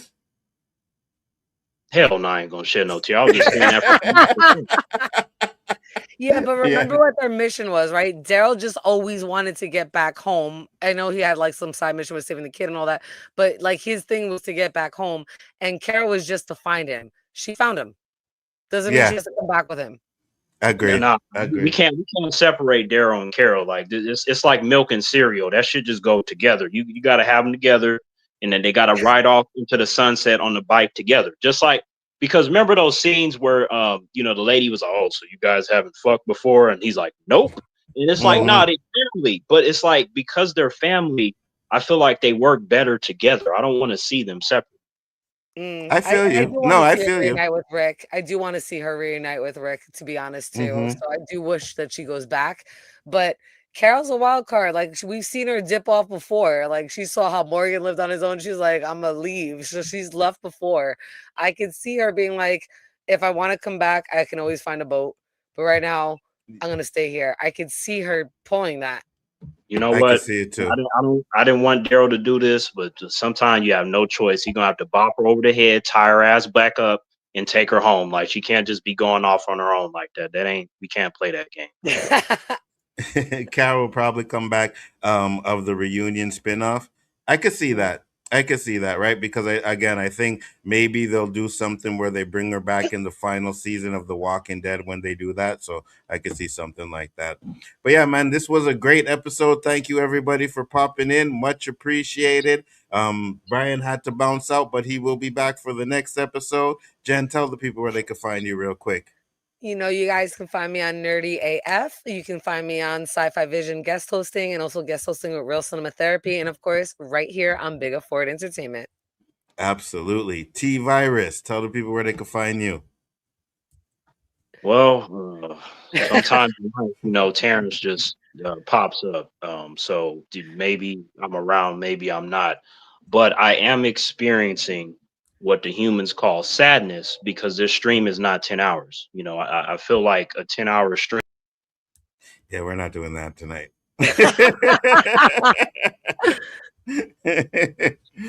That's a little joke we have that Jen's like, oh shit, he really got rid of Terrence. No, Terrence says, You'll find out at the end of every stream, Terrence gonna beg for a 10-hour stream. Listen, you lucky you on that 1% list, just shutting them down like that. I'd be scared that they're gonna be like, not with a fucking blade, yo. I would like there are very few people that I have no problem stepping to and challenging. Like very few people I have no problem challenging like mad people. I'm like, fuck you ain't gonna do shit. But Terrence, after one live stream, I ain't fucking with that again. I'm good. I want him to be on my team. Lawrence I'm said, good. damn. Well, we good. I got respect. I see it. That's good. You know, I know I'm always, Terrence is always on the team no matter what I say or do, right? Bye, Terrence. See you later. Right? Bring him back. Take him out. Bring him back. Yeah, but Terrence, he was doing YouTube and his channel got taken down and he's not really doing it, but he does come on to do this with me. So I appreciate you coming on, Terrence, man. It's always a pleasure. Yeah, see, the thing is that this human a couple weeks ago, he donated $600 to me, and he said that he's been a fan since 2018, and he's like, please return to YouTube. And I was like, there's a problem with that. So number one, I have exhausted my ability to create accounts because I have one. But I told him that they threatened me. They said, we've linked this to other accounts and your account will be terminated momentarily. So I was like, I'm going to give you your money back. And he said, no, go ahead and keep it for your past videos. Right. So he watched thousands of my videos that I made in the past. So I told him what I'll do is I'll rebrand the account that I have currently. Cause at first I was Dark Terrence and then I rebranded it T-Virus Terrence Resurrection. So I made 20 videos just for him. So he binged them all when he got off of work. And I said, you know, I don't know how long I can do it because they're going to terminate me. And he's like, no problem. I appreciate you doing that for me. So I'm pretty much hanging on by a thread because I've already lost 18 channels, you know, since 2012. Platforms. Can you go to to Twitch or Kick or something like that? Kick or Patreon? I thought about that temporarily because even though there are a lot of humans against me. And even though the platform, which I have the receipts when they said that I did not violate anything and they gave me one of my other channels back, but they still left up the 3 strikes, which is the same thing. Cause then I went down a few months later because the 3 strikes were there. So I have made more than 44,000 videos. So I'm like, I still have tons of ideas, but I was just trying to be honest with that human. I'm like, well, my level of intensity, number one, I can't do it. They put a specific limit on me to where I can only make 10 videos a day. Now, while that's more than most creators, that's nothing compared to, remember Nzo, like I do like 50, 60, 100 videos a day type stuff. Yeah.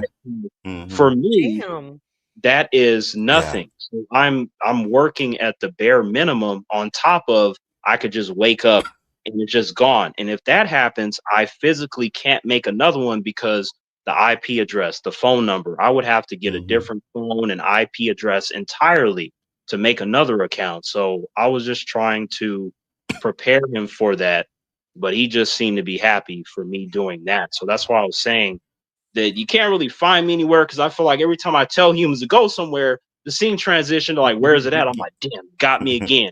It happens so fast. Mad respect for doing that for your one custody, right? That like really was down for you. I'm really happy that you supported him and like he supported you and you followed through. I just gotta say that's mad respect. I know some other people would have just cut that shit and run. Took the money and ran. And not even have paid him back. So I want to just say that's mad respect. And fuck this platform that's not like showing you love. I would definitely switch over and just link your shit so they can still find other shit and slowly start to transfer things over to another platform. I know another creator that just did the same thing because of the same reason, and they can't give him there's no logical reason for why they just shut his shit down. And he's switching over to Patreon and Twitch. And I know another person that same thing happened. They went to Kick and Twitch and they linked their shit because you can still find their channels. They just can't do anything more and they got demonetized, right? So you can't do shit with it. So they've pulled a lot of shit over and it's so far working and it's been successful. It was slow at first because people had to catch on. They're like, why can't I find it? and like they don't always like realize. So with, you know, you can still post shit on YouTube even though you can't drop videos. So they would post like the information like, yo, come check me here if you missed the post last week. Shit got shut down. Fuck this platform. Come find me here. And shit kind of worked. 100. And you know, after a couple months, like 2-3 months, the shit is up and popping. It's gonna take some time, but I definitely don't give up. Bro, you are fucking a savage. I love it. I like, you are mad chill. It's a shame. So definitely don't let them fucking oppress you and put you down. Find the loophole. Keep it pushing. See, and that I appreciate your words. This why, you know, sparing 1% just makes sense. Just off of that, you know, because there are some humans that are cool, like yourself, and then of course, you know, Brother Anzo. But I did the bold thing of calling it T-Virus Terrence Resurrection because the last thing that they took down was T-Virus Terrence. So the guy that's a fan, he was just like, "Are you sure that's a good idea?" I'm like, "Hell no, that's making it so much worse." But it's a nice middle finger. It's a good middle finger to give to them. Now get serious and fucking let's go.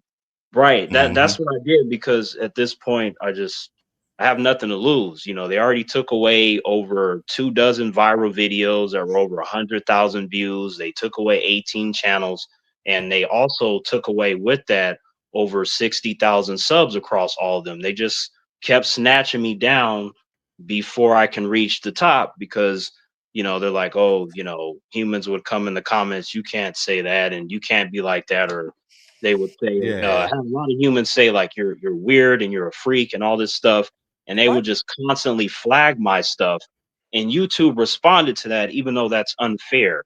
And so I've been fucked over too many times. But I still try to do things despite that. But it does take a lot of energy to constantly lose that much stuff, because I'm doing it from my phone. I can't fit thousands of videos on my phone. So each time I literally start from scratch. Lose it. Yeah. Right. So all that content you made and all that shit on your YouTube channel is all gone. You don't have no backup to the content whatsoever. No backups or nothing. And each time since 2012, I would literally just do them all from scratch on top of new stuff, right? So like even with T-Virus Terrence on that channel alone, I made over 11,000 videos on that one alone. So you need a terabyte hard drive, external hard drive, so that every time you make videos, you can back that shit up. You need me to send that to you? Ooh, that's a good idea. Deadass, because you can get the different pieces. Trust me, I'm very resourceful. That's a good idea. That's what I've used all my masters for, to be very resourceful and find the loopholes. I'm just saying, if the fucking 1% elite can do it, I can make myself that 1%. No, I appreciate that. It's just that the current momentum I have is not really there. I just kind of pop up randomly and do stuff just because I keep getting stifled. But, you know, randomly on a Tuesday, I wake up and, you know, I'll try something, but the momentum has shifted, you know. So I went from that Superman punch killing the anti-monitor during You're not feeling it anymore? It's more so that my energy has shifted elsewhere, because after you do over 44,000 videos, I'm like, yeah, I can do another 44,000, but should I? You know, so. Well, let me know if you feel froggish and you want to leap. Hit me up. I find loopholes, make it happen. I support. That's what we got to do for each other, right? Absolutely, always, every day. T1000 is laughing. I don't know what you're laughing at, but I guess Terrence at me, T. I know you're not laughing at me. I always say that, you know, Terrence always comes back, and then, you know, in the past, Anzo's like, yeah, you're gonna be back, and you're gonna be back. But it's interesting, because even with T-Virus Terrence, when I essentially retired, right, I even did the whole Terminator 2 scene where he's going down in a hot liquid metal with the thumbs up to symbolize that Terrence is gone, right? So everybody was like, no, and all that's cool, but like stay. And I was gone for like 8 months, and then out of nowhere, it's just like I got 10,000 subs, and then he was like, "Man, you got to come back." So I was like, "Damn, that's like humans showing up to a stadium. And they're like, Terrence. I'm like, for an encore act. I gotta come back." So I would come back, and then Anzo's like, "See, I told you would come back." I'm like, I was chilling on my island, and then humans, I was chilling on my island, and then humans showed up like, "Hey, man, we need you. You gotta come back." I'm like, damn it, they got me again. And then I come back. So and you're gonna come back again. Yeah, now I don't care whatever creation you want to call yourself. We crave affection from other creations that are like us. Period. Mm-hmm. No matter how much we put ourselves on that island of isolation and how much time we spend there, at some point we go back to that longing. It feels good to it. Yeah, for 100%. interaction and I connection. just when that human sent that to me, I was like, "Yep, I appreciate it, but I gotta send it back." You know, it was something about him saying as soon as he said, "Nah, keep it. It's for the old stuff." I was, "Uh-oh, you just lit a spark." That's like that's like the Justice League being on Earth and it's like, "Nah, Terrence ain't coming." And then he said that, and I flew from space and came to get Darkseid. Like that was the kind of motivation that he did. But at the same time, that motivation was only for. I'm like, I'll make 20 for you, you know, just to give you 20. And you know what's funny? Daryl said just when he thinks he's out, he gets pulled back in. I'm usually the one that pulls him back in. Reel that motherfucker back in. Throw out I'm that usually line the one and that let's tells go. Terrence, stop this the shit. Get your shit back together. I know you're gonna do it. No, I'm done. I've heard the same story over again, and then the next thing you know, I see a Terrence video pop up, and I'm like, look at this. Come back to the dark side. Let's go. Yeah, you remember you would call me at random times or text me. I'll be like, is somebody stealing your stuff? I'm like, no, that's me. Yeah. Like I know Terrence is coming back, so we're gonna get Terrence to come back even stronger, even if we have to do it on a different platform. We'll definitely talk about that. 100%. I just me, I appreciate the interactions like what's happening now, because for me, you know, making 1,000 videos in my sleep, you know, even though that takes a lot of time and energy, because I have endless ideas. I don't know if you notice, Anzo, but I never run out of things to say. Like I can just talk indefinitely. Yeah, I know. What do you mean? You know? Yeah, I know. Trust me, I know. What? 3 hours and 14 minutes already? Yeah, I know. You're supposed to be surprised. What do you mean? You know, Anzo? Like what?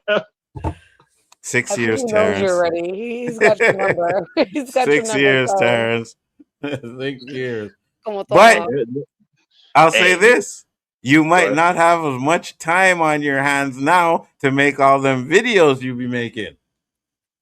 Yeah. Exactly. Yeah, exactly.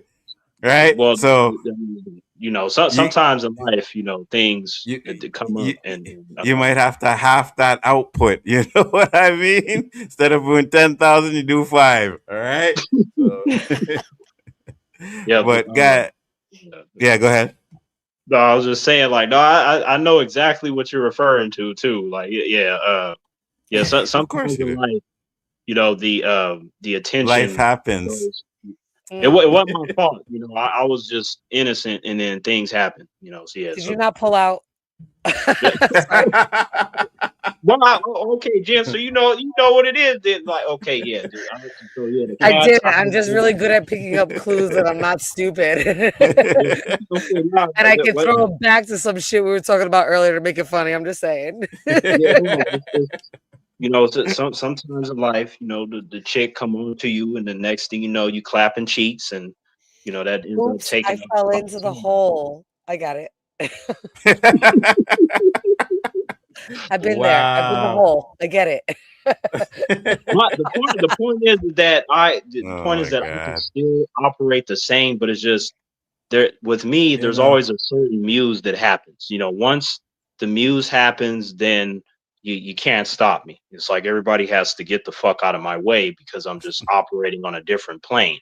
But if the muse is not there, then you get this more slow approach. Yeah, I got you. Well, we'll definitely talk about that. And you guys got to get out of here because I'm trying to be good. And you guys keep bringing me back to some talk. And I'm trying to be a good guy tonight. All right. So let me be the good guy tonight and say, let me be a good girl and talk. No. Yeah, no, keep doing what you're doing. That's fine. 100%. It's okay. Let me be the good guy, all right? You guys do the shit you need to do. I will be the good guy, okay? Wow. Yeah, you're not supposed to put a time limit on family, Anzo. You know, the family is unlimited. You know, that's how it's supposed to be. That's why I said 10 hours, you know. Yeah, it is unlimited, but not when you got to fucking wake up and go to work in the morning. Sorry. You know what I mean? There is a limit on that time. Sometimes in life, the friendship can give you extra energy that you didn't know that you already had inside of you. Not when you're 52 years old, homie. You ain't that old, Nzo. You ain't that old. Don't lie. Don't lie. I'm old enough. Actually, you're right. I'm only 35. My bad. There you go. There you go. There you go. There you go. I appreciate everybody that came in here. Thank you guys once again. We are closing out the stream, and I gotta set this stupid video to be out. All right, let's do that, and we are out. Peace. Hey there, amigo. You want to pull up a stool? Welcome to the bar.